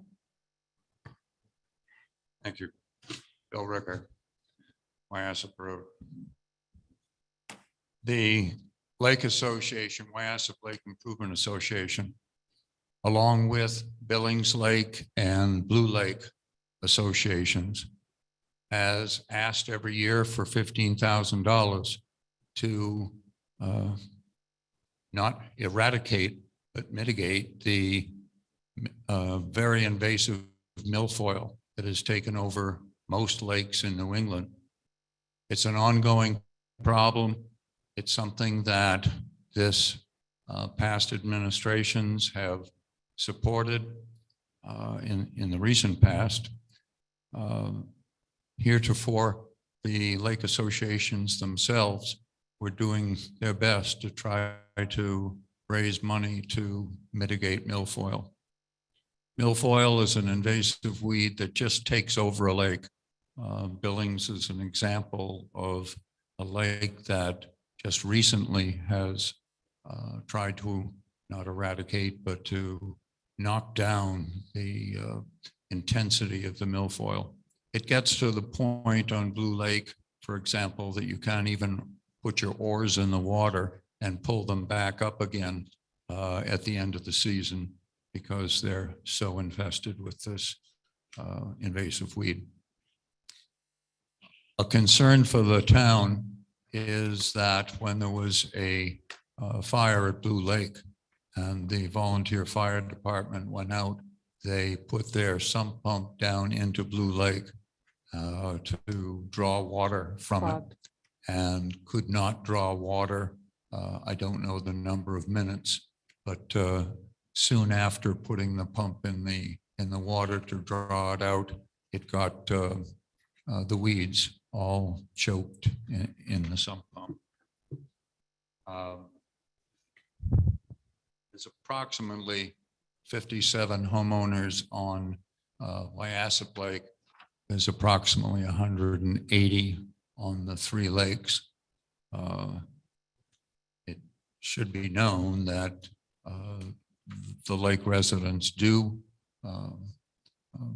pay more in their taxes, almost double, not quite double, but it's something that they have asked the town to support them. What we have done is get a Pond and Lake Association, a reputable company up in Massachusetts, to come in. They make an assessment of the three lakes. They identify where the infestation is the largest. And of our 99 or 100 acre lake, we were able to do 12 to 15 acres of the most heavily infested last year. It's a new product that they're using. It's called Procelicor. It is supposed to last 3 years, whereas the Diquat that had been used in the past was a yearly treatment. The Procelicor, we have yet to see whether it will be 3 years, but if indeed it is, the $5,000 that would be used by each of the lakes would then be able to treat other infested areas on a rotating 3-year basis. So that's simply to add to your knowledge of why the town would want to support with $15,000 the three lakes in town. Thank you, Bill. Why was last year so, Christina's finding those grants, that's why. Yeah, so we had gotten a grant from the Eastern Community Foundation and it was a matching grant. So we have to budget both sides of it and then we have the revenue offset. So just like 298, we would have to spend all the money and then get reimbursed for Okay. utilities. Same thing with grants. okay, So we budgeted, well, in there was 31,000. We spent 3,000 so far. So there's still 27,000 in there. We need to adjust something because it should actually be 6,000 that's come out because both the grant side and the town funding side for Blue, one of the lakes has come out already. So that needs to be adjusted and I'll address that with Susan. But we're waiting because of the timing. Billings, one of the lakes got their permit late because of the way the state the delay from the state. So they can't treat until the spring. So what's our that's- true cost, I guess, Oh, my God. on treatment? $1,000 an acre.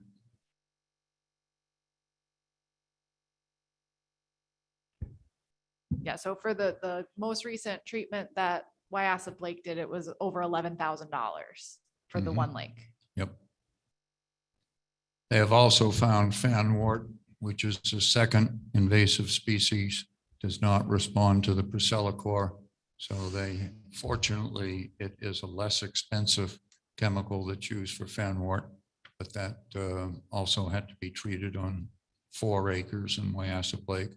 And I know it's much more extensive in Billings. Yeah. They'll So have to speak. the $15,000 is 5,000 per lake, and that does not meet the need of all the treatments they're getting done. So the lake associations are still Oh, contributing to it. absolutely. Yep. It's just because we had that grant this particular year, that has definitely helped them. And this Priscillacor product has a longer life expectancy, but as Bill said, does not treat all of the weeds. So the request was $15,000, Yes. correct? Okay. Yeah, and I'm not opposed to leaving it in at this point. I mean, we've supported this, as Bill said, the past administration has supported this in the past. And in this town, a town like ours, it's the open space, the Absolutely. lakes, the parks, that's well, the town is known. And I think that a lot of people enjoy these lakes. And I think it's important to keep them up and running. So, I support leaving it. okay, thank you. Thank you. Bob, do you want me to speak at all about the land acquisition Well, fund? you could while you're there, Bill, because it's going to be coming up in another page or two. So go ahead. Okay. Some 20 years ago, I'm not exactly sure of the timing of it. The administration at that point put $20,000 into a land acquisition fund. The fund was pretty much used up in 2008 when we purchased the 105 acres of Hewitt Farm. That's never been replenished. Due to all of the pressures that each administration has on them, each organization asking for more money, the school asking for more money, our town needing more money, we continue to kick this down the road, whether it's the schools, the fire department, tearing down of the middle school. Every year, there's going to be more continued pressure on you to decide where to best put these funds. When you consider that an average home in this town, it was just publicized, went from something like 250 to 360,000 in 1 year. I'm not exactly sure of that, but that's close to the numbers that I read. That means that the available land is also going up. If we're putting $1,000 in, as has been a placeholder in the past, you can see how many years that will take to add enough money to purchase any land for the town. What's the land acquisition fund for? It's for simply the purchase of acreage, good acreage, not swampland that is often given by a developer or a cliff that's given by a developer, but good land that could be used by the town for municipal needs. Right now, there's some, correct me, 72,000 in that land acquisition fund. 73. Pardon me? 73,000. 73,000.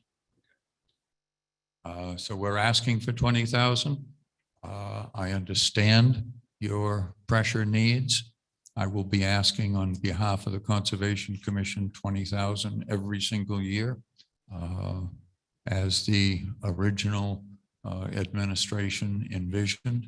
So it's up to you at this point what pressures are on your shoulders to decide what to do with that fund. So you're they're asking for 20, That's correct. because did we already adjust that to 10? I'm seeing 10 in here. So the discussions from the capital improvement work group were, it was an ask by the previous administration of 30,000. And the capital improvement work group adjusted it to 10, which has been what it was prior to it being 1,000. And then you guys take it from here. Okay, thank you, but we're not quite to that page yet, but I appreciate that information. Okay, on page 10, because land acquisition is going to be in capital, so page 10 is our last page on the budget. Yeah, so this came up during the presentation, but I do question the office expense and the attorney expense. Now, I understand things can come up and they can come up every year, but I'd hate to over budget by so much when we're looking at every department, every line item to try to figure out where we can be transparent and straightforward with our numbers and as accurate as possible. I just think if you look at that, we spent on attorneys $5,647 in 2021, and now we're gonna propose a budget of 12,500. I just think that the correlation, I think it's too great. I think if you look at 2021, it was not a typical year with COVID. This year will also not be a typical year because we have a new planning development and zoning official. I think looking to 22, 23, you may have more zoning enforcement happening.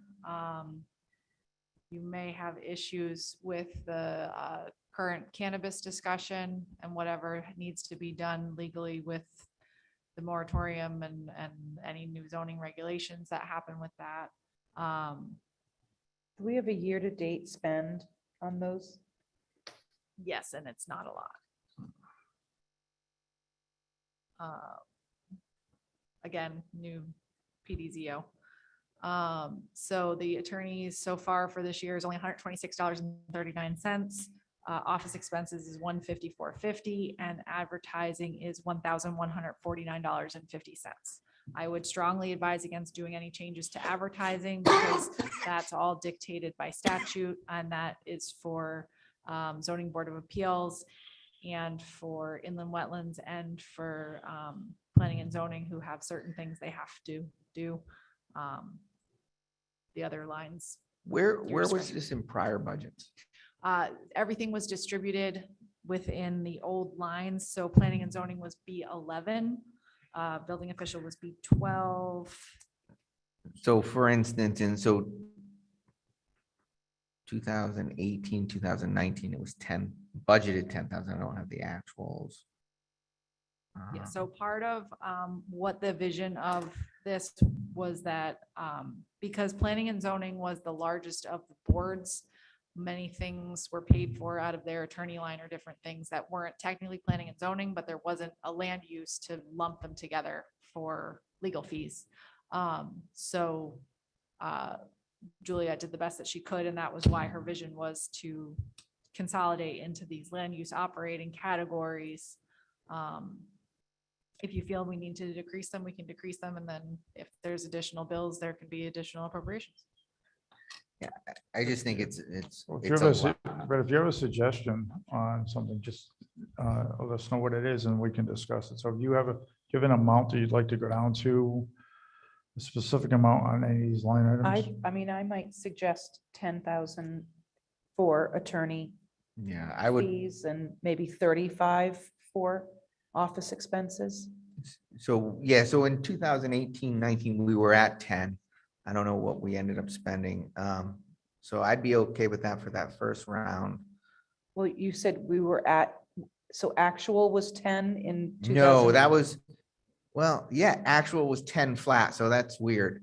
Right, because they probably had to then use from the town attorney line because they ran out of Okay. money. All right. Yeah. So B 34.00, you want to go to 10,000? Well, I mean, 10 maybe sounds too low at this point.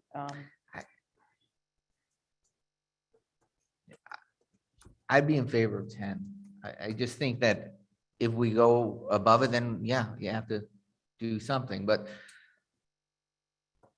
I just think shooting ourselves by putting too high, I understand you want to be cautious, but I think the taxpayers during this election cycle, the taxpayers are looking for something. They're looking for us to work hard on this budget and reduce what we can to make things work. And I just hate to cut something else that is a real ask and need because we're just being overly cautious on one. So why don't we go to 10,000 on B 34.00, on B 34.01 office expense? Nicole, did you have a ask of, was it a recommendation of 3,500? Yeah, that, Brett? I'm just looking up prior real quick.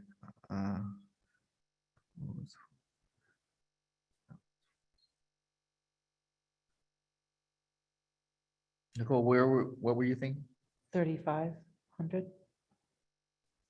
Where are we today? What is the town's fiscal season? From when to when? July 1 to June 30. Office expense so far to date, I've got $154.50.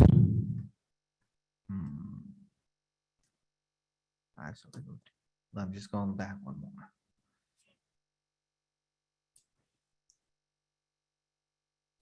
What line item did you say they'd be in before? Okay, I got it here. So even that is, even if you annualize, because we're essentially annualizing now, right? January would have been our 6 month.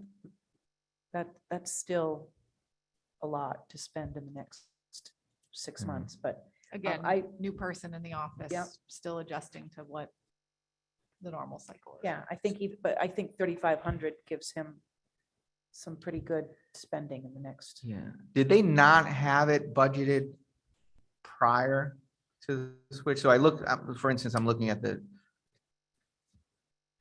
2018-19 budget. I don't even see. I think it would have been operating expenses in planning and zoning and in building department Okay. and in inland wetlands and in conservation and in WPCA Okay, and in affordable housing. all right. So yeah, I'm good with the 35. So 3,500 on line B 3401. Okay, anything else on that page?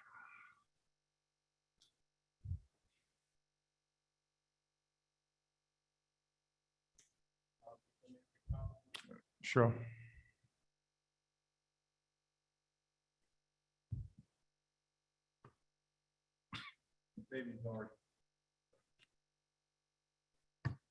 Maybe you've already decided on the attorney line, but I just wanted to state, clarify maybe if what Christine is saying. We haven't had adequate zoning enforcement. The reason we're not spending as much on attorney fees is because we haven't addressed zoning enforcement to the extent that we possibly should be. And that, because once you start cases with zoning enforcement, that's when you have to introduce the attorney. So I'm concerned with lowering that. I don't know what extent you lowered it, but Just 20. we don't 500. want to budget to keep, lack of a budget to keep somebody from doing their job in zoning enforcement. And while you're on land use, to the same extent is when we hired a zoning, what's his title? When we hired this individual, he was hired, we added development to his title for a reason. And now you're proposing in this budget to pay an assistant because that person is not contributing per se to the development side and satisfying the needs of the zoning of the Economic Development Commission. zoning development was added, and I don't know of any development tasks that he is helping the Economic Development Commission with, and I think it should be included in his weekly routine. Thank you for your comment. I always wanted to say that.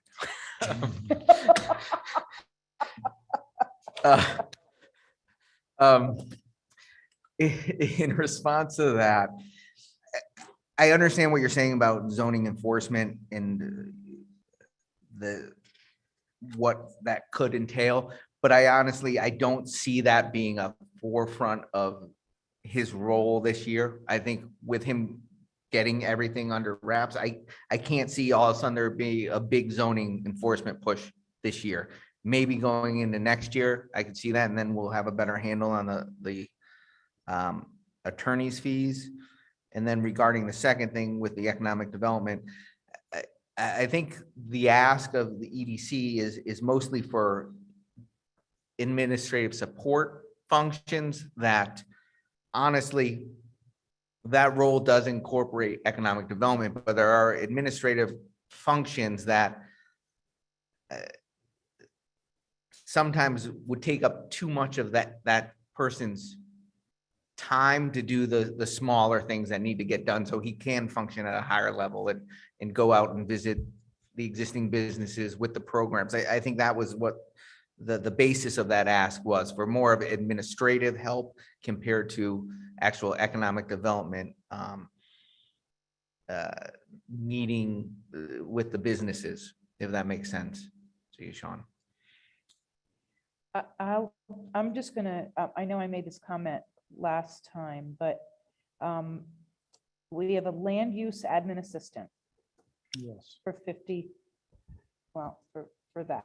Yes. So when we talk about EDC and the assistance they need, I have absolutely no idea what constitutes a day in the life of somebody in the town hall.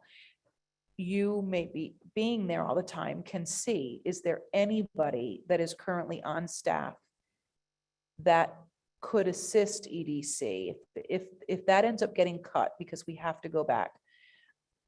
You and I, having been on EDC, I totally get, we had great ideas. We just needed help getting them moved forward. But I just don't know if there's anybody at the town hall now that has the capacity to take on additional work within their current salary, rather than, I mean, I know we toyed, and that's what I don't know. So I don't know, is everybody maxed out, or is there anybody that we can maximize? Christine's had the discussion with an employee in town hall, and we know it's a 2 to 5 week situation. That employee has said they would interested to hear more about it. So I'm thinking that we can do that with an employee in town hall. Okay. But it Nicole's would- talking about in existing salaries, existing positions, Yeah. not So we paying have, someone additional so I'm hours. assuming that the land use admin assistant is a full-time Monday through Friday, 9 to 5 kind of person, Thursday, right? Yes. Okay, so I don't know within their scope, right? Things get added to my plate all the time at work. I don't know if within their scope of work, they have the ability to take on some additional tasks for something like EDC. I just want to make sure that we've maximized everybody before we're adding more. No, understood. And to answer your question, being in town hall every day, I don't see much downtime for most of the town hall employees. We run pretty thin. Besides the person being that person, she's also helps the town clerk. We do have people spread out doing. So some- they're already multitasking. We're trying to do more of that, actually. Our thought is the best thing to do at this point is to try to build a good bench and good assistance. So when we do lose an employee, we have someone that can move into that role.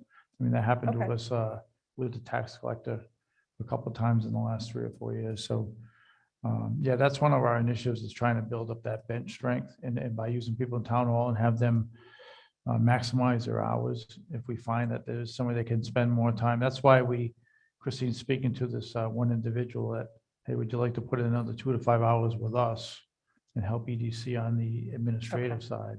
Okay. But I understand what you're saying, and And I'm just asking just because I don't have that knowledge. I don't know what's on everybody's plate there, so. And I can say that I've been in that office for years during meetings with the planner.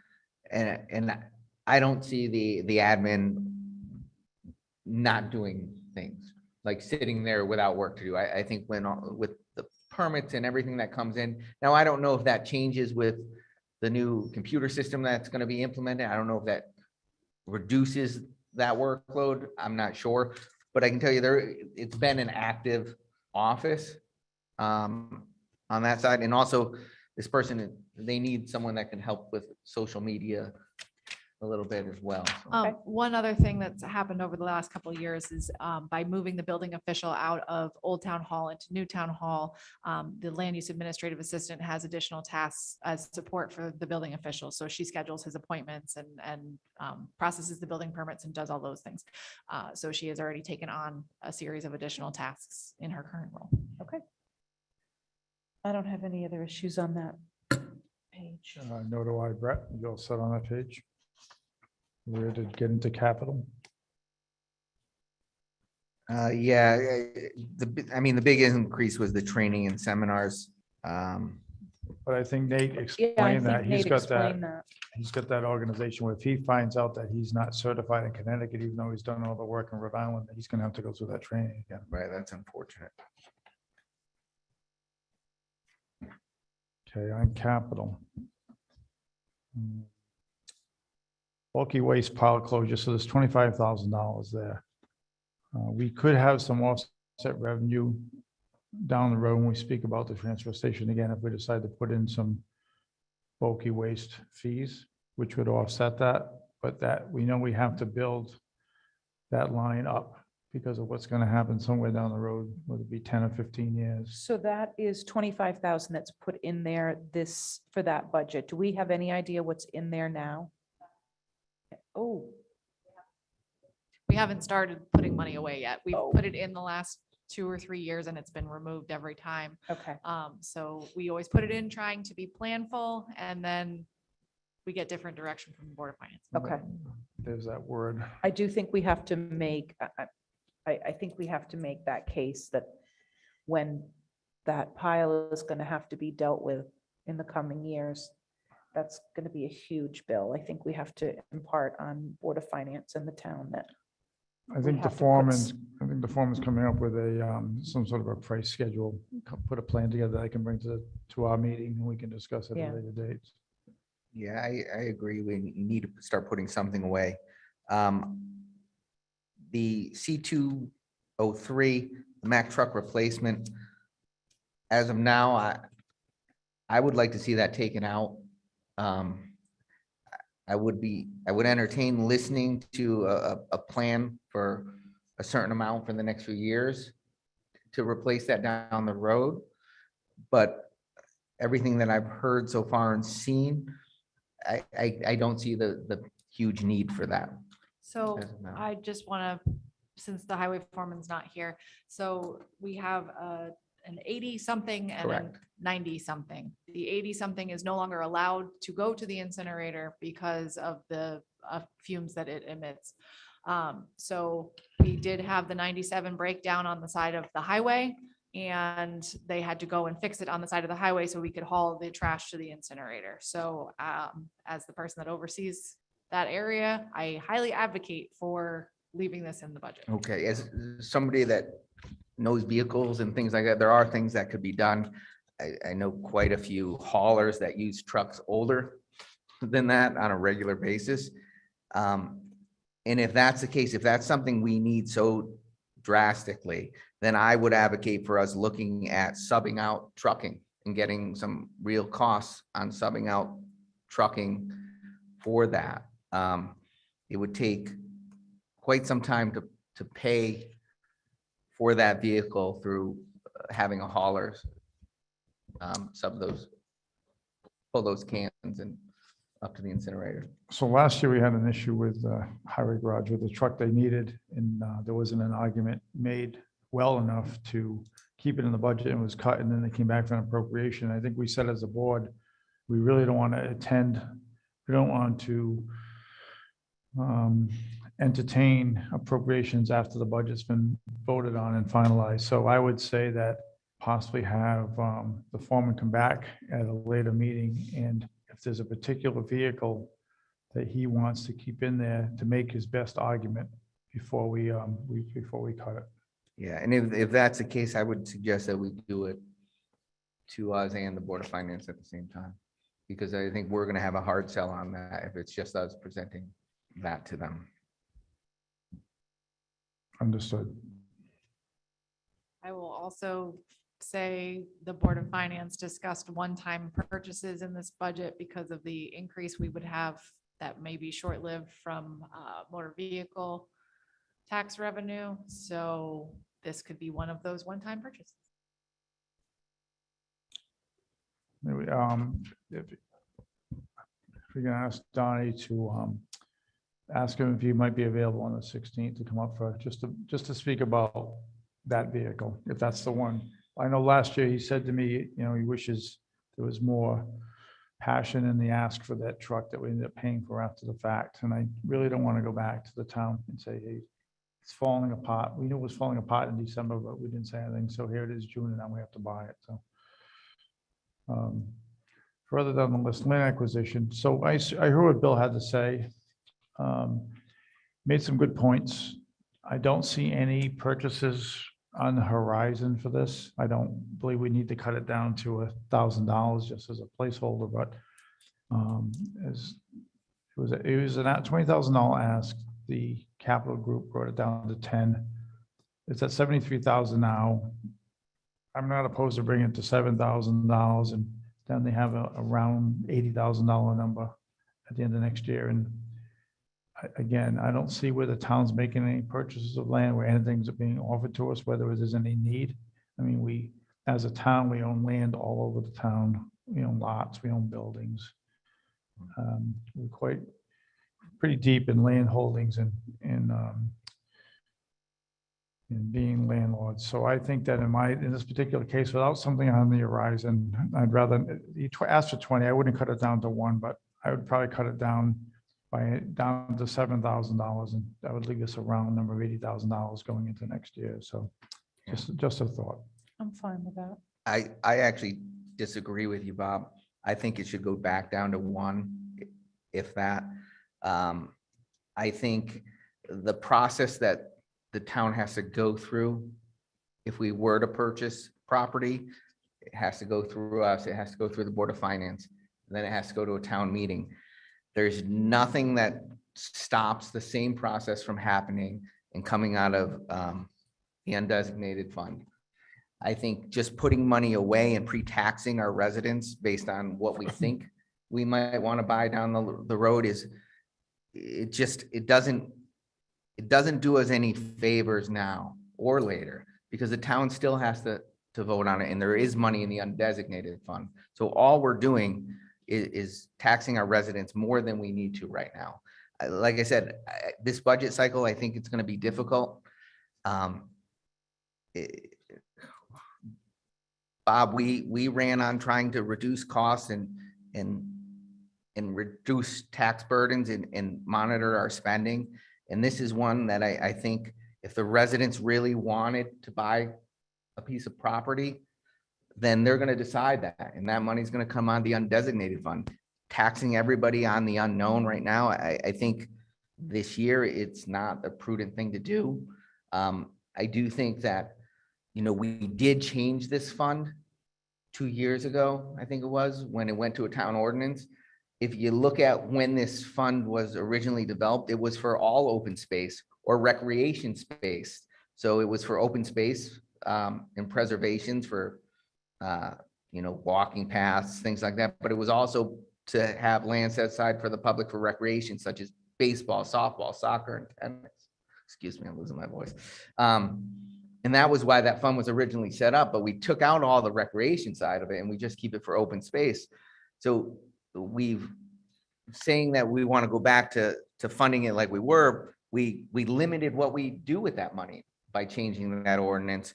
And if you look back in 2005, even when we had this one, the Board of Finance took all the money they asked us to return all the money to the general fund at that time, and the town voted to do that. So I think this is one line item that we can actually make a difference on this budget. And the residents, if they want a piece of property, or the Conservation Commission, who technically doesn't have authority over this account, I understand it was their ask.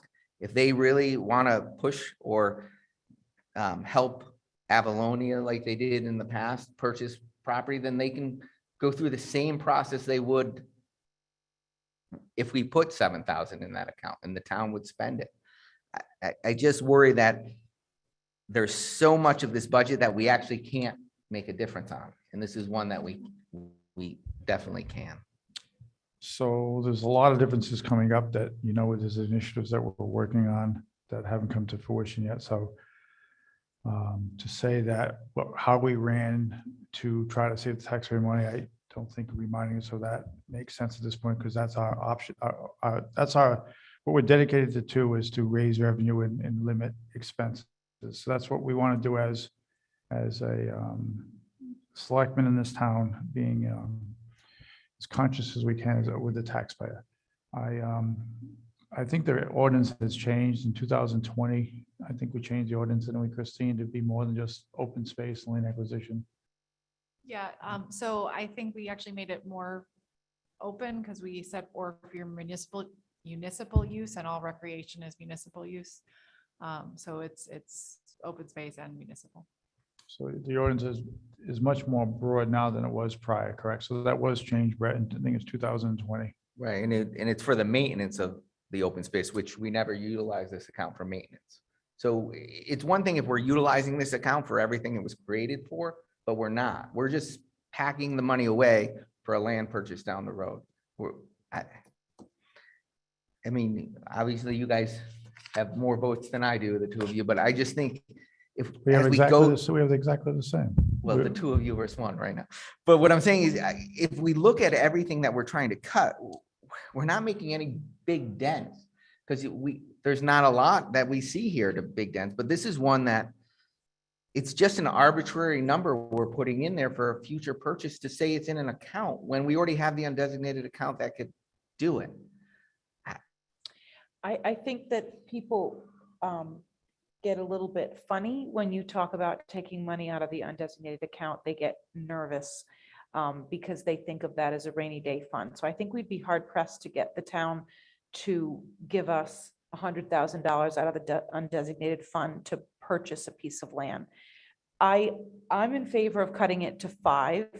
At this point, I think I can't imagine not having Hewitt Farm. And when I hear Bill talk about the last time that this money was used was to purchase Hewitt Farm, I can't imagine that if something similar to that came up in the future, that we couldn't purchase it for the town. I mean, fundamentally, we disagree on certain things. I don't think that a town can move forward by staying so stagnant that we're not going to be able to plan for the future. So I would be, at this point, I'd be in favor, this go round, I'd be in favor of cutting it to 5. And then we're going to need to see where the next several weeks, how they pan out and Right. see what else we have to cut. I would be okay moving it to 5 to start right now. But I just want to, I don't know the total dollars, but as Bill mentioned, money came out of this to help purchase Hewitt. But I think the town still took out $500,000 or whatever it was out of the undesignated fund to pay for it. So the town will do it when they see a viable source. So it was a small amount that came out of this fund, but yes, it did wipe out this fund, but it wasn't the no means paid majority. for the It whole wasn't the thing. majority. But I would be okay to move that to 5 for now, this go round. So I think I hear a compromise, so I will then jump on board with the 5 also at this point and see how the budget goes. I mean, if it's probably unlikely that we would add money back in because the budget's doing so great. Yeah. But it still gives us room to take some more money out if we have to. So I'm okay moving that to $5,000. Okay. All right, anything else on this page? The plan of conservation and development, C 321.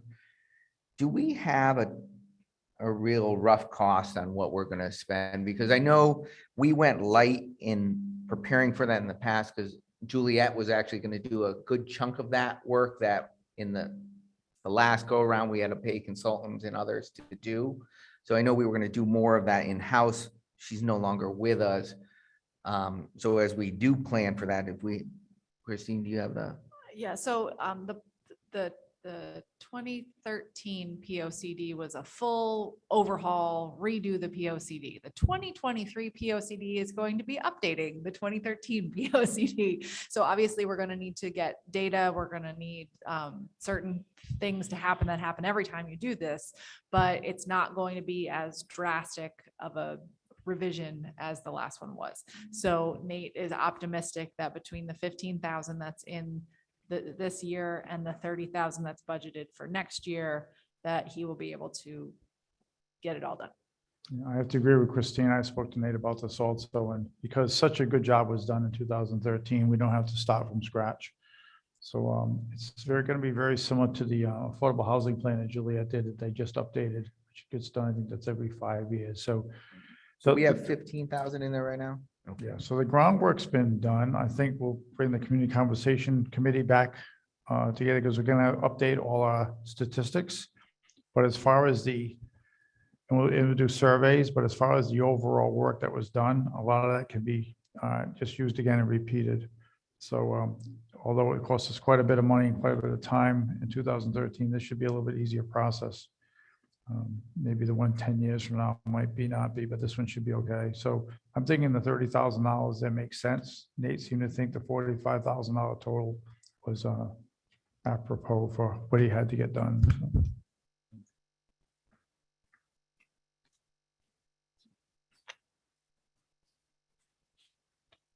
I don't have any other issues. on that Okay. page. Well, then if there's no other issues with that, that concludes the budget talk for tonight. We'll have, Just one question, sorry. Go ahead. C 348, the animal control vehicle, that's the full purchase? That is a full purchase of a used vehicle, some sort of SUV-ish. God bless her. so next steps on the budget will be, we'll meet with the Board of Finance on the 16th. We'll hear the last 3 presentations. Ask Christine to speak with Don about coming back up with maybe any particular vehicle he'd like to speak on in greater depth. Be easier to listen to than the whole presentation. And then we'll go back after that. So Board of Selectmen, I have made the changes that you've discussed in this. Do you want this version to be captured in time and preserved, and then changes that you make at the meeting on the 22nd be another version? Or do you want that to be your revision version? We have the copy already. No, electronic file. Yeah, I'd like it to reflect the changes we made tonight so far. Yeah, All right. And are I know we- so far, but when I start on the 22nd, new file or preserve this and Might as well, it's not too difficult to do, right? it just is a save as. I just need to know that And yeah. are we gonna provide this to the Board of Finance? So I'm okay with that. So As- just to be clear, so you're just saying we're going to save every iteration so that at some point, if we needed to go back to see the original or version 2, we could see it. So I'm in favor of saving those different versions throughout. I am also not opposed to giving them what you are about to enter, our edits for tonight, for the 16th meeting. I'm not You- opposed to you that. want that, not what you got for tonight. Yeah, Yeah, Um, I would say the yes. updated. yes, the and updated. Write one. draft in big letters. Yeah. I think everybody there that night understood. It's just a matter of ease of following the conversation. Right. So you are already on your 3rd budget file, just so you know, because Okay. there was the original revisions or the original department submissions, then this one that you got for today because we got more. And now this is Board of Selectmen revisions, version 1. And then after the Board of Ed presentation, we should have the most updated revenue calculations, correct? Well, as they present, won't they give us the They'll give us updated that one line item. one line item? Hmm. Okay. So do you see anything changes in the revenue line items other than some, if we talk about dump stickers or bulky waste Mhm.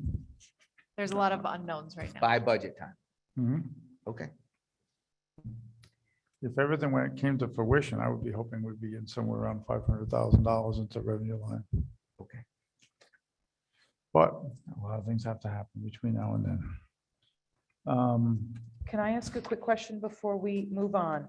The $7,500 for the volunteer fire company software. Are we going to vote on that at some point? That's next on That's the the agenda. next item on here. It's the next item on the agenda. So sorry. Oh, Jumping ahead. Jumping ahead. So. I mean, it is, it is confusing as you look through the budget and you see like turnout gear and all, there's a lot of different fire expenses on different areas, so I totally understand. Because they said this was something they definitely needed, and they would have normally had it on the capital, but because it's $7,500 doesn't fit the $10,000 capital threshold, which could be changed, by the way. $10,000 is what we asked for as a minimum capital. Yeah. If we decide to change that number to something else, we could, but that's where it is right now. It just keeps a lot of the $1,500, $2,500 ask off the capital when it could be a Totally. budgeted item. Because it's not in capital, there was a thought that possibly we can do this through the ARPA funding. We talked about this at the, I think when we talked about ARPA funds a couple of meetings ago. We can vote tonight to bring it to the Board of Finance, as well as the other monies we just talked about tonight for the charitable contribution of $5,000. All our ARPA funding requests have to go to the Board of Finance. Anything that's $20,000 or more has to go to a town meeting. So we can approve this $7,500 if we choose to, the $5,000 for the charitable donation that we talked about earlier this evening. Bring those to the Board of Finance. If they approve them, then they're approved, they're done. Did we gave 15,000 to the Cultural Coalition. That didn't go Originally, to, we did not do that a second time. That was a bone of no, I know, contention. but did that originally go to the Board of Finance did. for approval? Okay, I apologize. It All did. right. Yeah, so I would make a motion that we send to the Board of Finance the 7,500 for the ARPA funds for this software, along with the other mental health and other issues that we're, We're wanting to compiling a move forward. list of what we're going to go to the Board of Finance. We're going to do that on March 2nd, weren't we? The only things that we have concrete right now are the 5,000 for UCFS and this. If we vote this, yes. Yes, so So- this could go to their next meeting. I second your motion. okay. Yeah, so this could go to their next meeting on the 16th, or it could wait and go on the, Do we have to vote just to put it to Board of Finance? Oh, okay. Okay, so there's been a motion and a second. Any other discussion? Okay, then all in favor of sending this North Stonington Volunteer Fire Company request for $7,500 for the ESO software, say aye. Aye. Aye. No, there was a motion also for the 5,000 to, Okay, so then did you motion, she motioned, that was part of her. you motion both? Oh. Original motion. I can, but I I don't think didn't you did. realize that the No, I thought you 5,000 did. was in there. She talked about them both. you but then said, she- and also the mental health money. Yeah, So okay, so yes, I did. Okay, so as an amended motion, you're including both those requests to the Correct. Board of Finance for ARPA funding. So just to be clear, it is going to, United Community Family Services. Okay, so we have the motion's been amended. All in favor, say aye. aye. Opposed? Okay, 3-0. Minutes. Yes. I make a motion to approve the minutes, the Board of Selectmen special meeting minutes on December 28th, 2021 at 6 PM as written. I'll second that. Any discussion? No? All in favor, say aye. Aye. Aye. 3-0. Uh, I make a motion to approve the Board of Selectmen special meeting minutes on January 25th, 2022, as written. I second. Okay, we have a first and a second. Any discussion? None. All those in favor of approving the minutes from January 25th, 2022 as submitted by Ivana, say aye. Aye. Aye.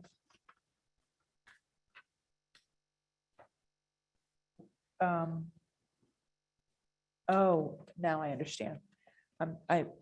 The 25th, we had the two meetings with the special meeting followed by. So then I make a motion to approve the Board of Selectmen regular minutes from January 25th, 2022 at 6:30 PM as written. Second. Okay, we have a motion and a second. Any discussion? Okay, hearing none. All those in favor of approving the regular Board of Selectmen minutes from January 25th, say aye. Aye. Aye. Okay, all minutes are approved. Public comment. Ooh, Brian's quick to the. Brian, go ahead. Yeah, just a quick question. I didn't know if the Board of Selectmen have presented the pay of the selectmen yet to the Board of Finance, or is that coming up? We haven't done any presentation to the Board of Finance, Brian. That'll be on March 2nd. Okay, thanks.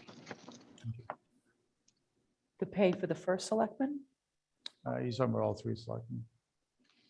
I believe. What is, are we proposing that it's different? Yeah, I proposed, in the budget, I raised the two second and third selectmen to 3,000. To 3? Oh, that's what I thought that I got. No, you got 27.50. I actually was completely surprised that it's a paid position. So, oh, okay. You won't be so surprised about another year and a half from now. Okay. Any other public comments? Sean? You didn't raise your virtual hand. Just one question, is the animal control facility, is that a issue that has passed? If As you're talking far about as the one I converting went that house to a, yes, the control. one I went to Chalk Hill, the last Board of Selectmen decided to just move away from that option. It was a large building about the size of that farm shop building. And even though we were getting the building for free, we were figuring somewhere between $35,000 and $45,000 of expenses per year. We wouldn't have total control. To be multiple animals there, of which anytime 1, 2, or 3 might have been ours, but we would be feeding, heating, sheltering all the animals. It didn't seem like it was a good investment for the town to, even though we got a building, but the expense each year would just keep adding up. And what we're doing right now, in lieu of having our own animal shelter, I know it's, Kasha has to drive back and forth to Stonington, but we only had, last I talked to her, we had 1 animal over there. And I think she probably works things out with them sometimes, where they'll feed the animal for her and then she does things for them. So right now, it's probably the least expensive way to do things for the town. It doesn't mean down the road we can't come up with a better alternative, but as far as the shelter in Winterchog, that's pretty much a dead issue. then I would ask that the selectmen pursue the demolition of that home on Winnetonka Hill Road, along with the cabin on the Hewitt property and the old house on Wrights Road. These were three properties that were originally slated to be demoed over time, and that was just dropped from pursuing these in the last 4 years. There does remain some funding available in the capital account. Not enough to do all of them, but some money. I want to say 21,000 left. And I would just ask that you pursue that. These are hazardous buildings located on town property, and we're lucky that they haven't become issues. So the one on Winterchog is not the same one as Wrights Road. They're 2 different properties. Correct. The one in Wrights Road you cannot see.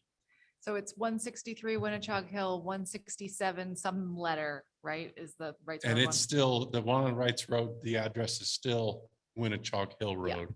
It's, I want to say 167H or 160, it's 167 letter. How'd the There- town acquire these pieces of property? Were they foreclosure or what were they? That it's was the whole, I don't know how many acres, 108 acres, I want to say, up there that was originally owned by some developers. They held it in hopes that the Easterns would be recognized and they would build another casino there. Once they figured out that that wasn't happening because the Easterns were not able to get their recognition, they didn't want to pay taxes on it anymore, so they gave the 108 acres. It wasn't all one parcel. I believe there was 4, if I'm not mistaken, but they gave it to the town for $1. We bought it. And we took, we took over it then.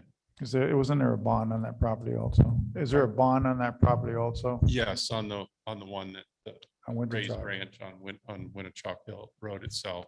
That's the one you can see from the road, right? Yes, they've cleaned it up around there prior to. I think that I heard Nita say that they are, the Hewitt Farm property is talking about demolishing the old cabin right on the, Yeah, there's Hewitt been some Pond. talk about that. yeah. The hazardous materials that supposedly have already been removed from the cabin. They would still need to be done from the raised ranch has kitchen flooring that possibly bathroom flooring that has asbestos in it. And also the on Wrights Road, I believe there's some kitchen floor that and those test results and so forth. There's a file that I had left Mike on those buildings with the where we had started doing the remediation to them.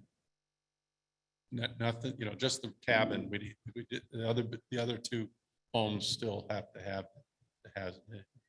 hazardous. Yeah, thank you, Sean. I think maybe in the spring, when things get a little bit warmer, a little drier, maybe we should, as we did some of the other road trips, look at some of the town properties, put eyes on, see where they are, what state they are, and what possible uses there are for them.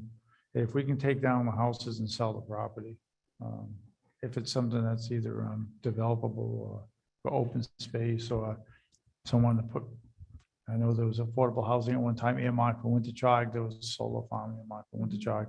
So this doesn't make sense for us to have a lot of these properties just sitting there doing nothing. Christine, as Sean brought up, there could be some money in that capital account for that.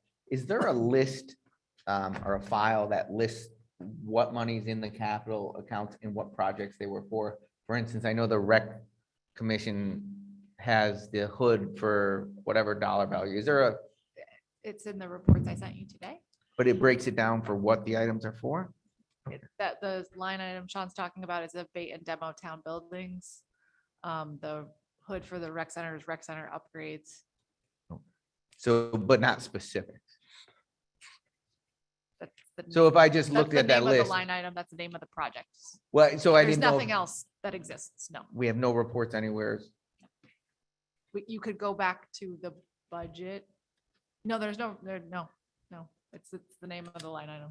Okay, I'm just thinking that could be helpful for, as new people come in, if we didn't know that there was money in that demo for that project and thought it was for something else. That's what I'm here for. Okay. Yeah, Sean, we own 167C and 167H, and they both have structures on them. Do you know which is which?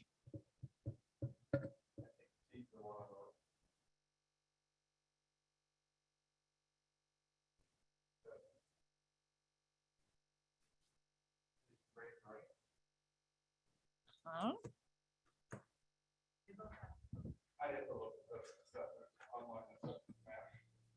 All right, motion to adjourn. I would like to second that. Well, before we on. do that, I would like to second that. I want that on record. okay, before we do that, I'm not accepting your motion yet. Number 11, next meeting, February 16th at 7 Yes. PM, joint meeting with the Board of Finance. Yep. Now, there's two motions on the Motion to- floor. That gets me every time, that next meeting announcement. Motion to adjourn. Motion adjourned at what time? I have 9 PM. On the dot. So Ivana, mark that down. Thank you. Budget season lasts for how long?